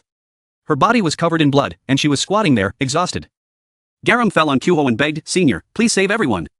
Garam, wake up, Kyuho exclaimed. The man said, Doctor, what about the other patients, what should we do? Kyuho was confused, suddenly remembering, oh, that. First, take everyone to the operating room quickly for me, Kyuho quickly decided. The man replied, yes. Everyone quickly put the patients on stretchers and immediately took them to the emergency room. Kyuho breathed a sigh of relief. He scratched his head in confusion, suddenly there were so many patients needing surgery. He was the only doctor now, who should he treat first? He thought again, he couldn't cure everyone. Damn it, was this the right thing to do? Depending on his decision, some people would live and some would die. He felt confused about what to do in this situation to get the best results. He held his head and frantically thought of what to do, there must be another way. At that moment, Rishura said from behind, hey, human, I'm really good at entertaining you know? Rishuro had now shrunk, no longer looking scary. He held a bottle of blood and said, this is the blood of the master that fell to the ground, then I will drink it like this. He was happy. Kyuho looked at him and thought, Rishura lost his fighting spirit because of being electrocuted so much, he started to enjoy the small pleasures he had just found. He enjoyed it very satisfyingly. If he moved his tongue like this, then like this, it looked so perverted. Kyuho gradually got angry. He yelled at him, shut up, can't you see the seriousness of the situation? He stuck out his tongue, on it was a round ball that looked like a pill. Kyuho didn't know what it was. Kyuho held the round ball in his hand and looked at it blankly. What do you think? This is a work of art made from my blood. You like it, right? You said it was made from Myri's blood? Kyuho asked again. Suddenly he realized something. Wait, Myri's blood. He exclaimed. This is it, this is it. At this moment, outside on the street, the Suicide Squad members were talking to each other. What happened to the collapsed building just now? The other person replied, I don't know, let's go find the captain. Something flew past them at a breakneck speed. Dust and smoke flew everywhere. They wondered, what is it? What just passed by? As Myri, he used his speed to dash forward. Where are you? He thought as he walked. It turned out he was looking for an enemy. Although he didn't show it on his face, Myri was clearly furious. On Captain Lee Kyung's side, she was concentrating hard on fighting the zombies. Turate used his sword to strike her from above. At that moment, Kyung also saw his attack. She raised her gun to block his attack but his sword slash cut her gun in half. He sarcastically said, oh my god, the gun is cut off. Then I won't use my sword either. Saying that, he put his sword away and kicked Kyung. She couldn't hold on any longer and fell down, pressing her fists against the ground to endure. She threw small sharp blades at him unexpectedly. But he quickly dodged to the side. Taking the opportunity, she rushed straight towards him. She jumped up quickly, intending to strike from above. But as he prepared to attack, Kyung felt uncomfortable. She fell to the ground before she could do anything to him. He stood still looking at her and asked, "What happened to you?"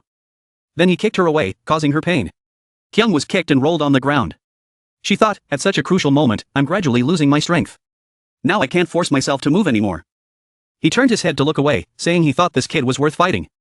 But I guess I was wrong, I've played enough, what a waste of time. After saying that, he turned away and called back to her. Sure enough, the answer was still the human named Myri. Lie still and don't bother me. She tried to use her hands to sit up, ordering him to stop but couldn't do anything. She sat there trembling, sweating, begging herself. Get up, please get up, not knowing what harm I will have to suffer. But I still have to stop him. But she couldn't, she collapsed to the ground again. She couldn't take it anymore. Damn it, she couldn't move. Her body wouldn't listen to her. Kyung was really exhausted at this point. She lay there thinking. I have to get up. Despite her willpower, her body refused to listen. She opened her eyes and looked at him as he slowly walked away. Her team members must be protected. She was determined. Need help? A voice from beside her caught her attention. What is it? Kyung wondered. I am Naria. A light appeared to speak to her, it was the self-replicating AI system left behind by NatF. Kyung looked at Naria and thought. What is this? A self-replicating AI system, the last bastion that NatF left behind. No, NatF did not know about Naria's existence. That means after NatF died, the system did not disappear. Because the system was an independent evolutionary form. Thanks for the comment, the narrator Naria happily made a heart shape with her hands. Kyung, who was still trying to support herself, asked. Suddenly wanting to help me. What is your intention? She replied. No ulterior motives. I just want to help humanity. Because this is an interesting subject that deserves to be studied right now. Naria had inherited Natifi's will to explore. This way of thinking was already ingrained, so I couldn't do anything about it. She continued to happily talk to Kyung. Kyung looked exhausted, breathing heavily. She thought to herself, damn it, I don't know what it's saying. But will this system really help me? In my current situation, I'd rather sell my soul than anything else. There's no time to differentiate between friend and foe anymore. Kyung told her. Okay, what should we do? Naria replied, nothing. What? Kyung asked again. Naria took out a switch with a red button. She said, I'm ready to detonate it. NatF asked me to make this for the showdown. A defense weapon that no one can break. Like a defense weapon that even you can't stop. She explained, so I put a lot of effort into creating this weapon. She was confident in her work. When the switch is pressed, a beam of light shoots up from the sky. It dived down and gradually moved towards Turret. He recognized it and was surprised to see it. It was the super galaxy. It came down to where he was standing like a giant light appeared. Anyone who looked in that direction could see it. It attracted other people's eyes. How about it, the sniper rifle I made myself? This is enough to kill Turret. Kyung was still looking at him intently. Naria was still confident in herself. Huh, there's no one there. That light bullet in the air exploded into pieces as it flew straight towards Turret. The ground cracked into pieces, but after the dust and smoke cleared, he was nowhere to be seen. Turret had disappeared without a trace. Captain Kyung used her deep vision skill to observe that place. But then she thought, even if she looked inside, she wouldn't be able to see anything. She also didn't hear any sound. Is he really dead? She was still doubtful. Kyung started to open his mouth and smiled softly without saying anything. Then she laid back down on the ground and said, I can't believe it was so easy to take him down. I don't know if I should thank him or not, Naria said to her. That was great, please leave your compliments in the comments. She asked again, who are you talking to? Kyung looked around, thinking, so using that move was the reason why Changwon ended up in this situation. And this move might not be the same as Turret's, so he shouldn't be underestimated. Tell me, Naria, what should I do now? She asked. Naria replied, I told you I won't do anything. I just want to continue observing. This statement confused Kyung. Man, you really are a strange friend. Kyung was still lying there happily smiling and thinking. Relax, let's think about it later. Now that I have this system, I can save the members of the team. Thank goodness, I feel so relieved. Then Turret's voice came again. Didn't I tell you not to bother me? He suddenly appeared at a very close distance. He held his sword close to Kyung's neck. He stabbed the sword into Kyung's chest, causing blood to splatter and causing her pain. He continued, the reason I didn't kill you wasn't because you were still valuable, it was just that you were too annoying. He looked down on her. He turned away after stabbing her in the chest. Stay there and feel the pain and die silently because this kind of death is suitable for you. Naria appeared and said, this is beyond my expectations. AI sometimes gives wrong predictions. You see, weather forecasts are not always correct, right? Since I don't want to be dragged into this anymore, I'll go. Then Naria disappeared. Kyung tried to pull the sword out of her body. She thought, it just said that even if it was attacked, it would be fine. What the hell happened to this AI? Seemingly unable to pull the sword out, Kyung began to struggle to lift her body up. Please stand up. Stand up again and fight. She pulled herself up. Finally she was able to stand. She tried to push herself through the blade. If she let him go now, everyone would be in danger. She was worried about the others. Suddenly, multiple blades were released and rushed towards Kyung. It was Terate again. He said, "You don't understand what I'm saying. You piece of trash." Kyung couldn't stand anymore. She started to stagger and breath heavily. In the end, she couldn't hold on any longer. She fell down with the sharp blade stabbing into her body. She tried to breathe to readjust her body's state. Memories of the past came back. Someone asked Nuri. "What is your dream? Why are you asking that?" There was a reply. "Are you getting off topic again? We need to quickly draw up a battle plan and explain it to everyone." Nuri said. "This will motivate us to work faster. So say it quickly." She recalled the memory of sitting and talking with Nuri. Nuri was angry. "I don't know. I just want to have a cup of coffee without thinking about anything, that's what I want. What about you? You're talking like that again. Hurry up and get it over with." Kyung was helpless. What an annoying person. Kyung then replied. "That's right. I'll try to talk as cheesy as possible, that way people will remember me. So even if I'm embarrassed, I have to try my best to make my dream come true, right?" She spoke innocently. Nuri asked Kyung. "So what's her dream?" "Me?" Kyung still didn't have time to answer that question. She hesitated and didn't say anything more. The conversation stopped there, her memory returned to the present. She was now able to stand up and walk closer to him. He asked her. "Are you still alive?" Suddenly he was thrown into the air. At this moment, Kyung had returned to fighting form, her eyes were bloodshot, her body was still covered with his sharp blades, but she got up and continued fighting. Kyung kicked Terate from above and sent him flying far away. He looked better but he was also pushed back. He said. Suddenly it was like he had become a different person. "I didn't even have time to react to your movement. How could someone who was about to die like you stand up?" He pointed at Kyung. He started to attack. Many of his corpse blades appeared and shot towards Kyung continuously. "No, not," he said as if realizing something. He looked at Kyung who had turned into another person, he said. This was almost like a moving corpse. Terate began to draw his sword. This time he was no longer underestimating his opponent. It was truly astonishing. He only showed such a magnificent appearance at the last moment. "Very good. This time I will fight you with all my might." Kyung shifted her stance. She leaned forward as if preparing to run. She started off. Accelerating rapidly. She charged towards Terate. Meanwhile she thought. My dream is. She still rushed forward and said in her heart. "As you can see, I still have many shortcomings. I can't make plans on my own. I can't even make decisions that make everyone happy." Suddenly she was stunned and fell to the ground. Even so, the team members still chose to trust a flawed person like me. I really love my team. In this moment, she felt truly grateful to them. On the other side, someone's teacup accidentally spilled out. There was a voice of concern. "Are you okay? Commander. Did you have a nightmare? There's a tissue underneath." Inside the car, Jizian was talking to Nuri. Nuri calmed down and said. I'm fine. Let's go quickly." Nuri looked at the coffee stains on her clothes and said. "There's still no contact. Something must have happened. We have to go quickly." "Yes," Jizian answered as ordered. Nuri looked thoughtfully, recalling the conversation from the past. Nuri was talking to Kyung. She said she wanted to protect. "Yes, I will protect you." Kyung's voice affirmed Nuri. Then she had to live first. Was it as easy as she said? What era was this? Were she sure she could survive? Nuri asked Kyung then. Kyung teased Nuri. "Why are you so worried? Are you afraid I'll die?" Nuri reminded her angrily. "Stop joking." Kyung continued. "I'm not sure either, so you have to help me when I'm in danger." Nuri said. "What can I do? I don't even have the ability." Kyung said to her with a cheerful smile. "I can't let the team members see my weak appearance. I can only rely on you. You know. I told you to stop." At that time, the conversation between the two people was actually extremely comfortable and natural. Nuri returned to the present. She brought the spilled coffee cup to her mouth and bit down hard. She frowned and thought. "Kyung, wait for me. I'll be there soon." She was really worried about Captain Kyung. On Kyung's side at this moment. She was attacked by Terate, the wounds on her body were more and more severe. Blood was flowing almost all over her body. Terate said. "How should I say this? No matter how I look at it, you are a person who doesn't know when to stop. I will definitely kill all the remaining humans. That way, no one will blame you for fighting to the end. He seemed to show pity.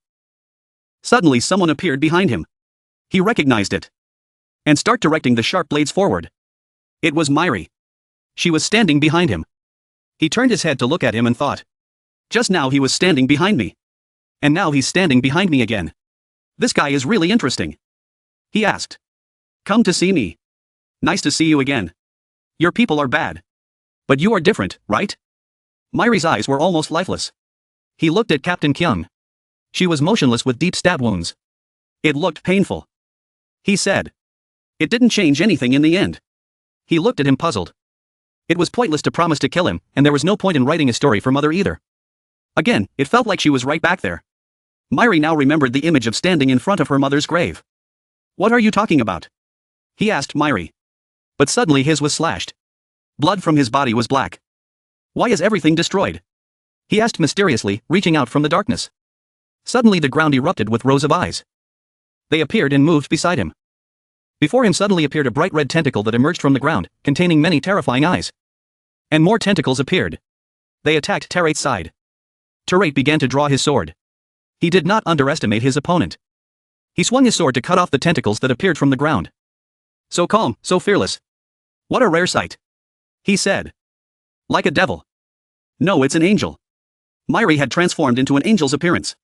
Many eyes were floating around. Good, good. She looks different from those other bugs. I don't know what you're talking about. But it doesn't matter. He was starting to enjoy seeing Myri's transformation. I'll be serious now. Myri stared at him blankly. Terate also faced him. He declared. I will use all my inner strength to fight you. Neria appeared and exclaimed at what she was seeing. There was a real fight. Oh my god, this was so scary.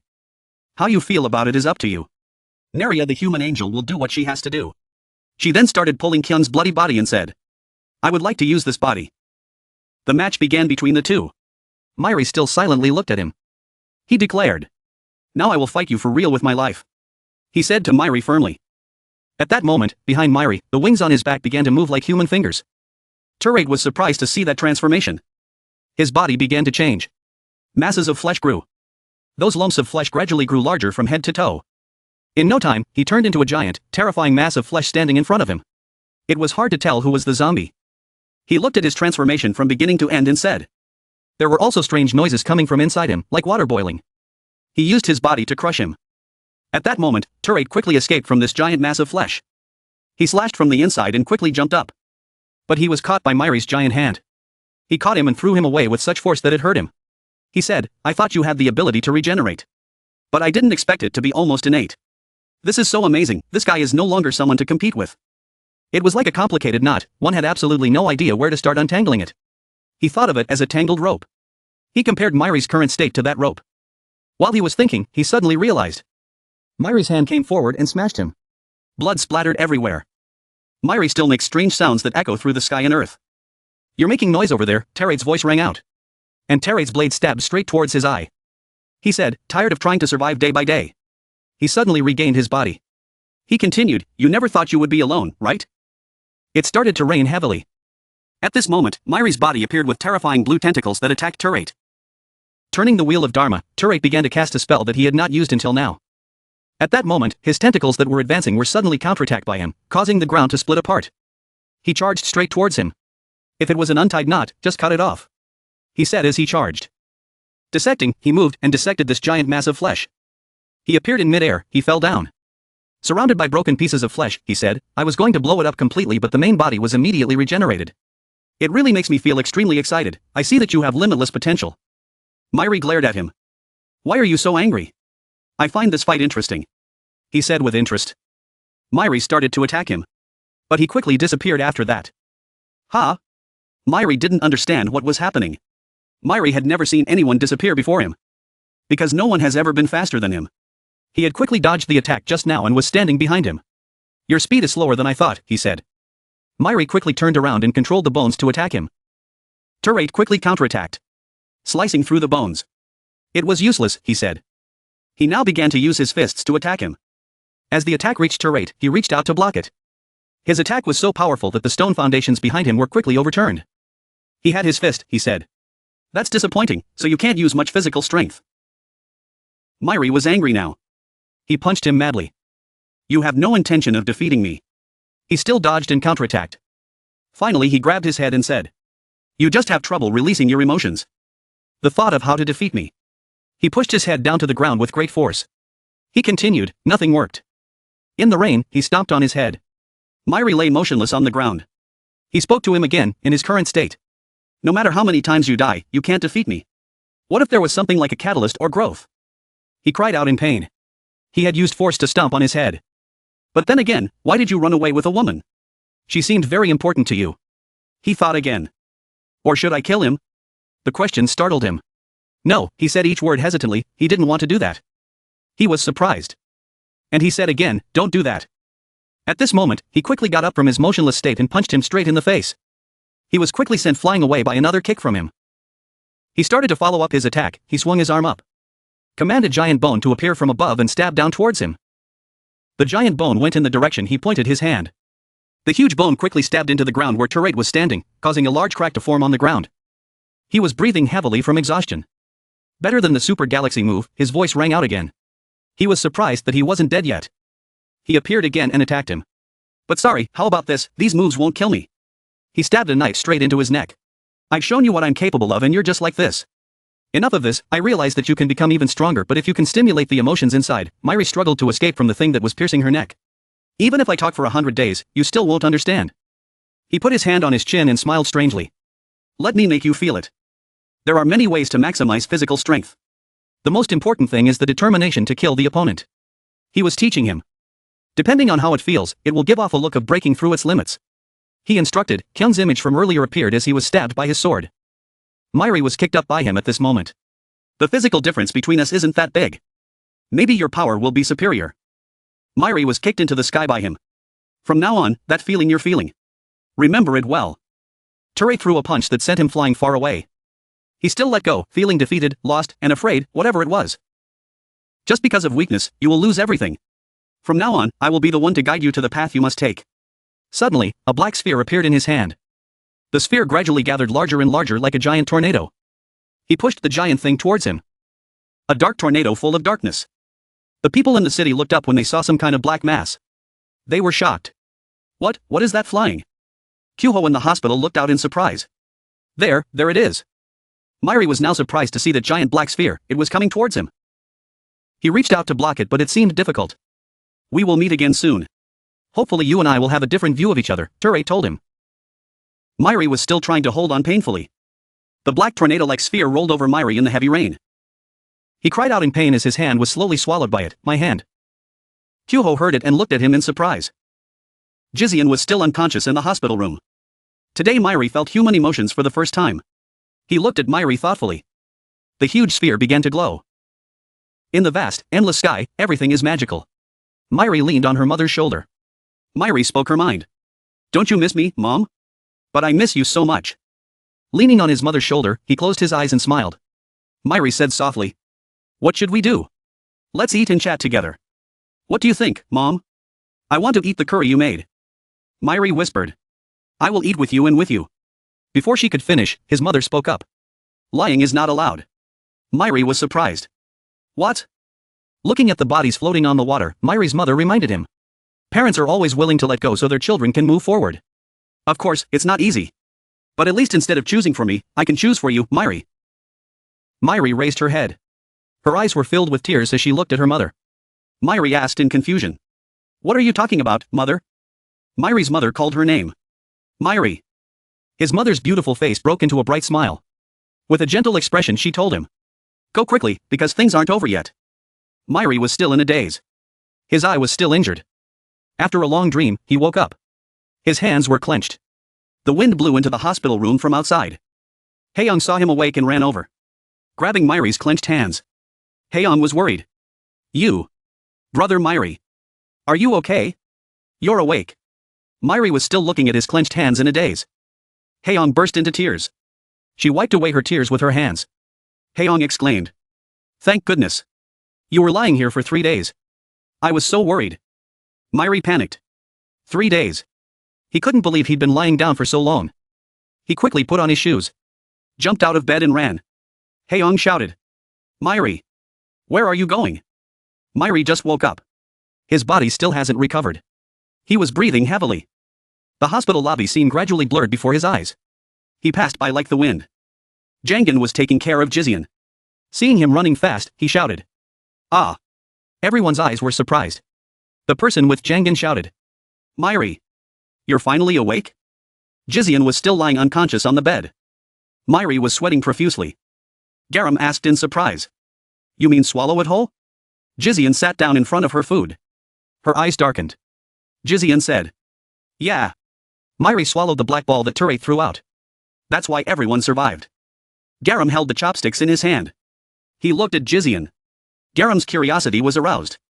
Garam said. What do you mean? Tell me more details. Jizeon sighed and said. It was like this. Jizeon said. When we arrived, Tere's black sphere had already fallen. She could only stand there and watch. It was so terrifying. Jizeon described. The sphere was so big that it covered all of Changwon. Jizeon said. She didn't know exactly what the orb's power was. It seemed like anything that touched the orb disappeared instantly. Even people. Witnessing Myri block the orb alone. That orb was very strong. It made Myri use all her strength. Jizeon narrated. Meanwhile, Myri had been holding the orb for a while now. She really wanted to help him. But she didn't know where to start or how to help. Then, Myri grew huge. He opened his mouth wide and gradually swallowed the sphere. Haeyoung was shocked. Haeyoung said. He swallowed the ball whole. Is that so? Jizeon lowered his head. He was not in a good mood. Jizeon replied. That's right. Haeyoung exclaimed. How could that be? That day. Jizeon observed Myri. Jizeon judged. She saw him as if he was digesting it. Myri stood alone in front of the sphere. His arms were spread out. His stomach seemed to be stretched out. Jizeon said. Inside Myri's body, the process of destruction and formation was constantly repeating. And so on. The result of repeating over and over for hours, not nearly a whole day. That is. The black sphere disappeared. The sky over Changwon was bright again. But the scarier thing was, Jizeon said. Myri's spirit was gone too. His body was gone. Only his head remained on the ground. In the hospital. Light from outside shines through the window. Haeyoung said softly. Although the wound was completely healed. But no one knew when she would wake up. Myri and Haeyoung sat next to Jizeon's hospital bed. The atmosphere was very sad. Haeyoung looked at Myri. Haeyoung asked him. Myri. Do you know why she cares for you? The question confused Myri. Myri replied. No. Haeyoung looked at Jizeon who was lying unconscious on the hospital bed. Her eyes were filled with pride for her aunt Jizeon. Haeyoung said. When he was in Oriakto, his expression was like he had lost his whole world. She was originally an orphanage teacher. She said that she understood what the existence of parents meant to children. Jizeon's face was gaunt. She was still unconscious, showing no signs of waking up. Myri's hair was down. His eyes were sad. He seemed to be thinking about something. Jussie lost an arm. His face was worried as he told the story of the sphere. Jussie said. How are we still alive? I thought we were all dead. Did Kyoho save us? June's face darkened. Her eyes closed. June replied. Yes, he used Myri's blood. I'll ask for details later. Unable to contain the anger that was rising inside him, Kim Junha slammed his fist on the table. Kim Junha shouted. Is that important now? The hit was so strong that everyone looked at Kim Junha. Garam asked. What? Kim Junha looked at Garam loudly. Why didn't she help the captain? Kim Junha frowned. His eyes were angry. Kim Junha shouted. She had to help the captain to the end, right? Why did she run away like a coward? Garam held her chopsticks. She lowered her head and looked at the bowl of food on the table. Garam said sadly. It was the captain who asked me. I had to take everyone away. Kim Junha blamed her. The captain said that and you really ran away? Kim Junha put both hands on the table. His voice grew louder. Shouldn't they have fought together even if they died? Only then would the captain survive with her. Isn't that right? Kim Junha added. The new captain because of her. Garam couldn't take it anymore. She threw the food tray away. Both hands slammed on the table. She bowed her head. Garam shouted. What about you? The argument between the two was very tense. Garam reached out and pulled Kim Junha's necklace. She leaned closer to Kim Junha. Garam responded. He had fallen over before too. He said it like he was good at it. Kim Junha gritted his teeth. Say it again. You bitch. Kim Junha used his hand to push Garam away. Kim Jun-ha scolded. This guy tried his best. He was determined to fight to the death, you know? June shouted. Hey, you two. Garam was no pushover either. She returned the punch with a hard punch to the face. Garam scolded back. You act like I want to run away. The captain asked me to. What should I do? Tell me what to do. June shouted. Stop them. You two are enough. June held Garam back. Jussie and Kim Hae-mi held Kim Jun-ha, who was screaming. Can't take it anymore. Garam said. The captain isn't dead. Garam was in tears. Garam was crying and screaming. She was just going away for a while. She would definitely come back. Kim Jun-ha also cried and replied. Of course, you idiot. Did you think the captain was dead? The captain is a very strong person. June let Garam go. June thought to herself. They haven't found the body yet, so it's impossible to say whether the captain is dead or not. It's already a big deal without the captain. As for the other members, even the commander has changed. The room was full of books. Cheon Nuri turned around mysteriously. Cheon Nuri wondered. So, what do you want to say? Jin Dugan stood next to Kyuho and raised his hand. Both of their faces were worried. Jin Dugan said. Like I said. This seems a bit too much. It's been 3 days since Turate left. Jin Dugan shared. Meanwhile, we are restoring Changwon. And exploring the surrounding area. Aren't we overworking ourselves? If this continues, all the survivors will die. Cheon Nuri didn't care. Cheon Nuri said coldly. So what? Jin Dugan was surprised. What did she mean? Everyone needed to rest. Their bodies were still injured. Their mental health was not stable. Jin Dugan put his hands on his back. His face was not resigned. Jin Dugan suggested. It is good to be on guard against zombies, but we need to rest. Cheon Nuri shouted. If that is what you mean, then get out now. Jin Dugan was surprised by Cheon Nuri's words and actions. Jin Dugan asked. What? What? Cheon Nuri's face turned fierce. Cheon Nuri shouted. Even missing a day now would be a waste. We need to do something quickly to kill them. Cheon Nuri turned back to look at Jin Dugan and Kyuho. His voice was filled with anger. Didn't he feel any pity for the people who had died? What was the point of lamenting for the living because they were suffering? Jin Dugan heard that and still refused. Jin Dugan frowned and decided. This guy is really, okay. There's no more talking. We in Changwon won't do it anymore. Whatever you guys do, do it yourselves. Jin Dugan finished speaking and then walked out, slamming the door, leaving Kyuho and Cheon Nuri behind. Kyuho quickly called out. Hey. Wait. Haz. I didn't come here to see this. Seeing Cheon Nuri hugging herself, Kyuho comforted her. Commander. I know you're upset. But you need to calm down to make a judgment. Cheon Nuri spoke. Kyuho. Go out. Cheon Nuri made a bolder decision. Cheon Nuri added. Bring Myri here as soon as she wakes up. With Myri, I will wipe out those zombies. That's how we, the living, should be. Kyuho was silent. Kyuho had another wish. I want to use my ability to calm the commander down. But it might be rude. Kyuho quickly said goodbye. I'm going. If you need anything, call me. The sky is blue. Hope for good things to come. On the table was Captain Lee Kyung's familiar hat. Cheon Nuri remained standing there. Her arms were hugging her body as she trembled. Lee Kyung was wearing the captain's uniform. Still the same familiar hat. Her face was radiant. Lee Kyung said. Hey. What did you say to the team members again? I wonder why the before and after are so different. What's going on? I'm listening. Books and documents were flipped over and fell to the ground. In the large room, Cheon Nuri was alone, bowing her head in pain. Cheon Nuri's tears fell, she was tormenting herself. Cheon Nuri sobbed, Kyung, I'm sorry. I'm truly sorry. Please come back. She quickly regained her composure. Wiping away her tears, Cheon Nuri consoled herself. What's going on? Who's crying like this? There's a lot of work to do now, let's do it later.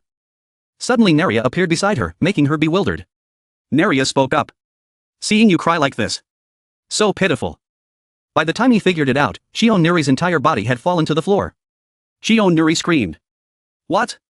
What is it? Neria has the shape of a cloud. It emits light. Neria said. I didn't mean to peek. Sorry. Of course, for Neria, this information is also useful. Cheon Nuri asked. Who sent you? How did you get in here? Neria provided information. Lee Kyung is still alive. The statement surprised Cheon Nuri. Cheon Nuri asked back. What did you say? Cheon Nuri sat on the floor. Cheon Nuri repeated.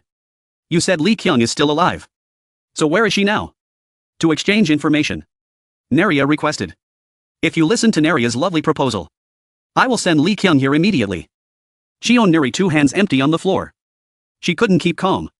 Cheon Nuri said. What suggestion? Naria replied. I want on Myri.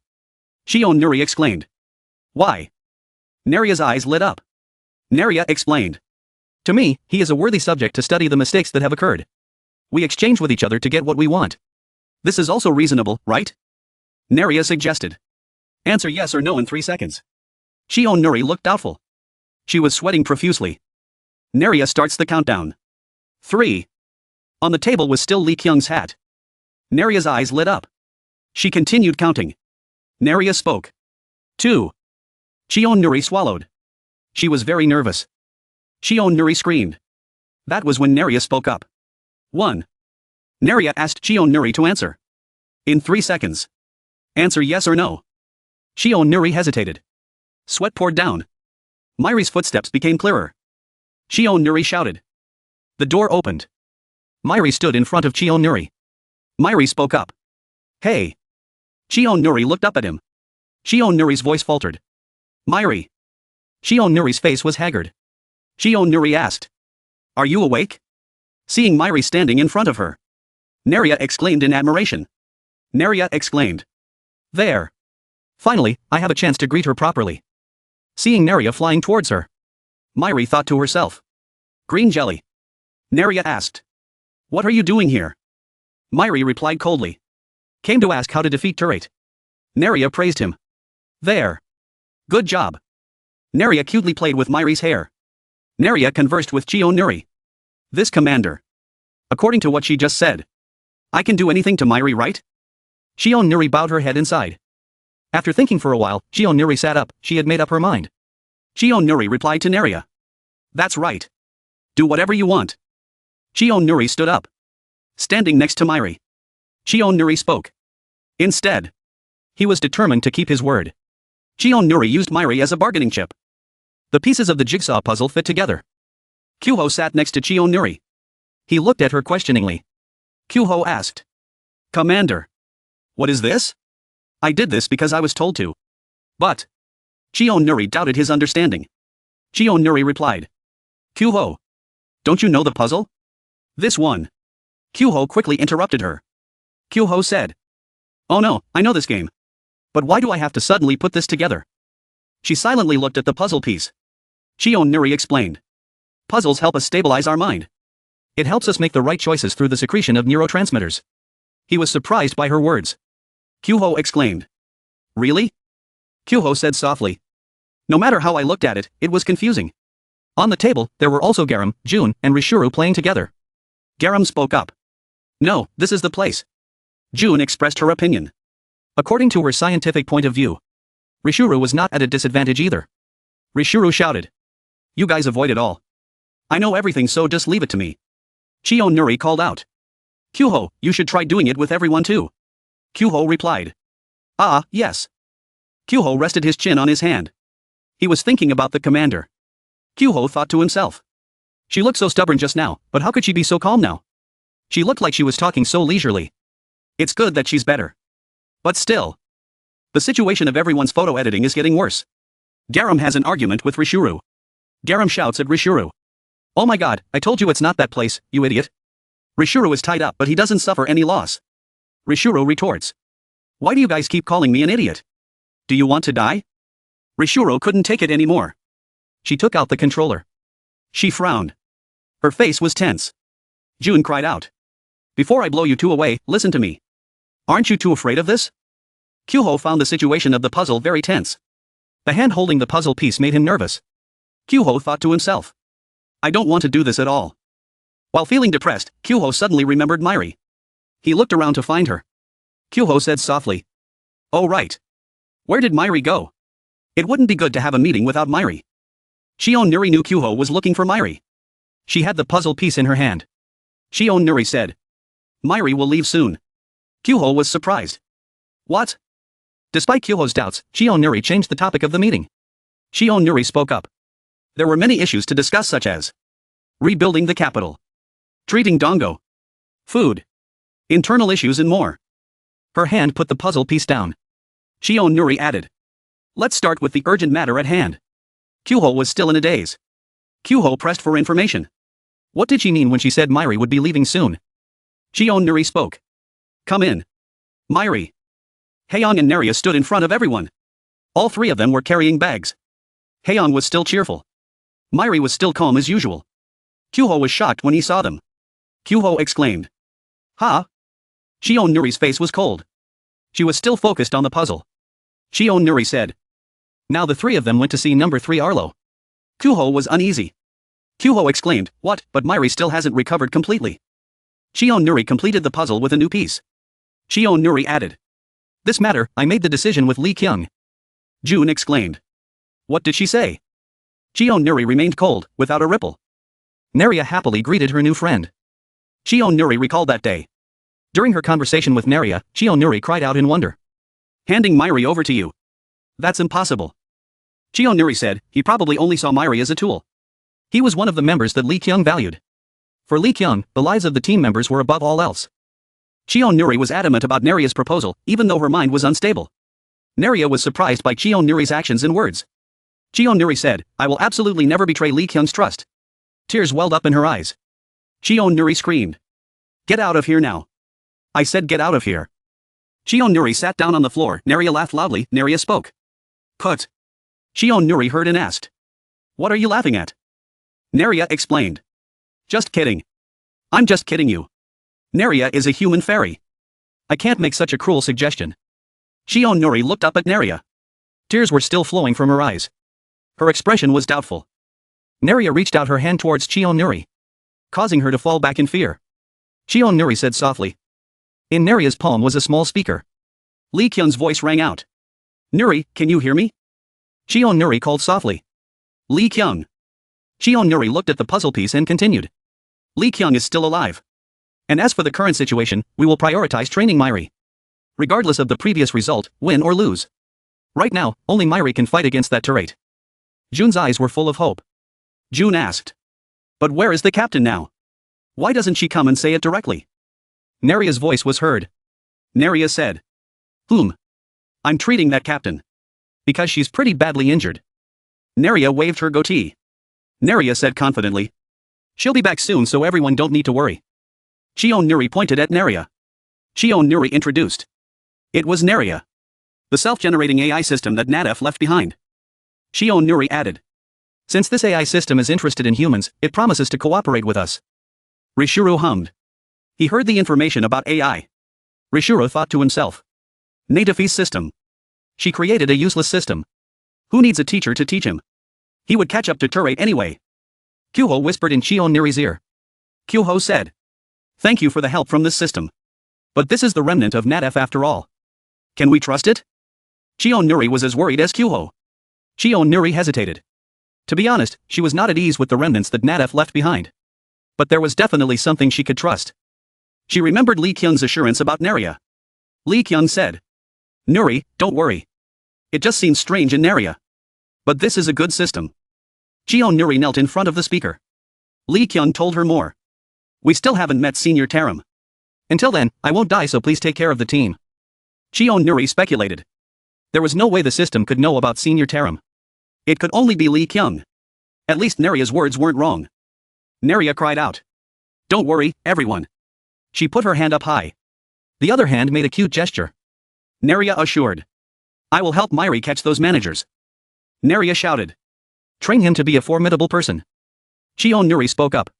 Okay, now you three go. The door opened. Shion Nuri placed her hands on the table. She stood up seriously. Shion Nuri reminded. Myri. Whether the training is successful or not, the fate of humanity depends on you. Myri held the doorknob. He turned to look at everyone. Myri replied. I don't care about that. But I will definitely kill Turret. Haeyoung turned back and smiled. Her eyes were full of pride. Myri flew away with Haeyoung and Neria. Kyuho shouted. Everyone be careful. Kyuho asked Shion Nuri curiously. But why did you send Haeyoung along? Shion Nuri suddenly said. I didn't send her. Neria said to bring her along. Kyuho's eyes widened when he heard that. Kyuho asked. Why? Shion Nuri replied. The system said she was cute, so they wanted to bring her along. Don't worry too much. I asked Myri to protect her. Kyuho worried. It should be fine. Chionuri quickly asked everyone to settle down. Chionuri suggested. Everyone, let's take a break and start the meeting. We still have a lot of work to do. Kyuho looked at Rishuru. Kyuho wondered. But then again, why didn't you chase after Myri? Rishuru was also not to be outdone. Rishuru answered bluntly. So if I begged, would you let me go? I'm past puberty. Let's focus on the meeting. Rishuru's mind was now on her career. Jun and Garam exclaimed upon hearing that. Oh Rishuru.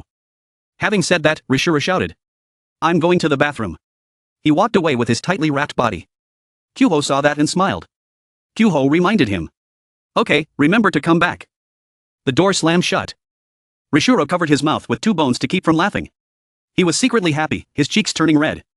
Rishuru thought to himself. Will the master come to see Arlo? Rishuru ran after Myri happily. Rishuru called out softly. Then wait for me. I'll be there right away. Suddenly Rishuru got an electric shock. His body glowed. Rishuru cried out. A. Kyuho held the electric shock controller in his hand and Jun stood at the door and saw Rishuru fuming inside. Kyuho exclaimed. Seriously. The sky is blue. A new land appeared. It was Jeju Island. Neria spoke up. We're here, where is Arlo? Myri's footsteps were already on Jeju Island. Arlo saw Myri, Haeon and Neria appear and raised his voice. Huh, who is it? What are you guys here for? Myri was cold. Her face was full of murderous intent and she had no fear. Myri replied. I came to kill you. Arlo heard about killing him and laughed mockingly. Arlo exclaimed. Restart the process of hunting the managers. Lee Kyung's voice came from the speaker. We still haven't met Taram Sunbeam. I won't die until then, so the team. Arlo's back appeared. He looked behind. Chionuri walked down the hallway. He sighed. The meeting was over for now. I still have important things to do. I have to talk about it first. I really don't want to. But there's no other way. Chionuri bit her finger in thought. Back to the conference room. Chionuri said to Kyuho. Kyuho, you've worked hard. Go rest. Leave the rest to me. Kyuho looked at her and asked.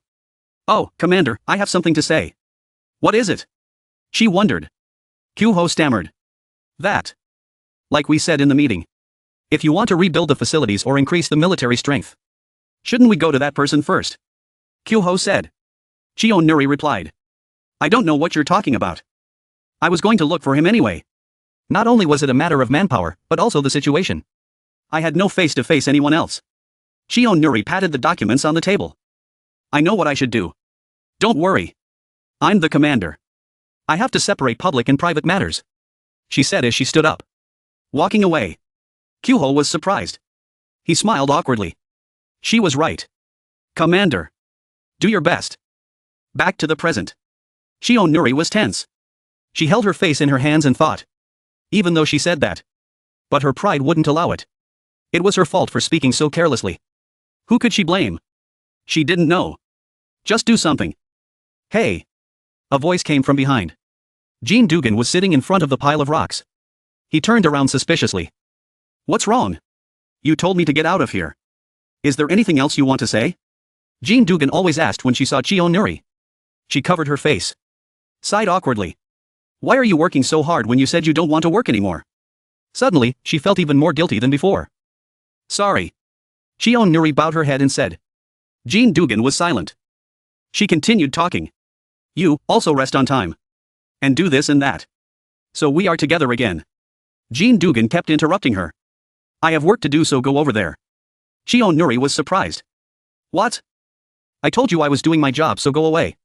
I'm sure you're busy with your own work. Go do your own thing. Jean Dugan always said while she was very confused, thinking. What the hell, this person? You mustered up the courage to apologize all by yourself. Chionuri shouted. Run away in shame. Okay. I don't know what you hope for, but work hard. I'll call you often. You must come there. Jean Dugan always said suddenly. Hey, you shouted. What? If you want to cry, cry quietly. I stood outside the door and listened. Jean Dugan always said. Chionuri was surprised. What? Her face stiffened as she turned back. What did he say? Who's crying? I don't understand. I'm not crying. Understand? Get to work. I'm not the type of person who cries at the slightest thing. Cheon Nuri screamed in embarrassment and ran away. Jean Dubin kept watching her run away and thought with a smile. It was different from the first impression. A panel popped up that said, Myri. Kill him. On Myri headed straight towards Arlo. This name is surprising. The console popped up again. Number 3 or number 2, kill them all. Hurry up and kill Teray too. Haeyeon thought. It's all my fault that Jizian got hurt. I can't keep running away. I'm sure I have some kind of ability, that's why Neria brought me along. If Myri is in danger, I'll muster up the courage to save him this time. Neria kept talking and pointing forward. Oh dear, don't be careless. Because starting with number 3, they are the real children of that boss. Fighting them will be very different from the ones you fought before. Anyway, for Myri, they are not bad opponents. Kill them all. Smash them all. Neria shouted excitedly. Suddenly on Myri's head flew in front of Haeyeon. She screamed in panic. Myri. Neria was surprised. Ha! Suddenly, on Myri recovered and rushed forward. Neria shouted. That's right, go back to fighting. I told you not to be careless. Haeyeon also shouted encouragement. Myri, do your best. Arlo punched on Myri in the head. He continued to cut off on Myri's head. His head fell off. Then it flew over to the other side. On Myri was not hurt even though his head was cut off. He was still very calm. Haeyeon couldn't take it anymore and screamed. Myri. Neria crossed her arms and thought. What's so strange? The data shows that this guy isn't strong at all. Why can't Myri fight him? On Myri ran towards Arlo.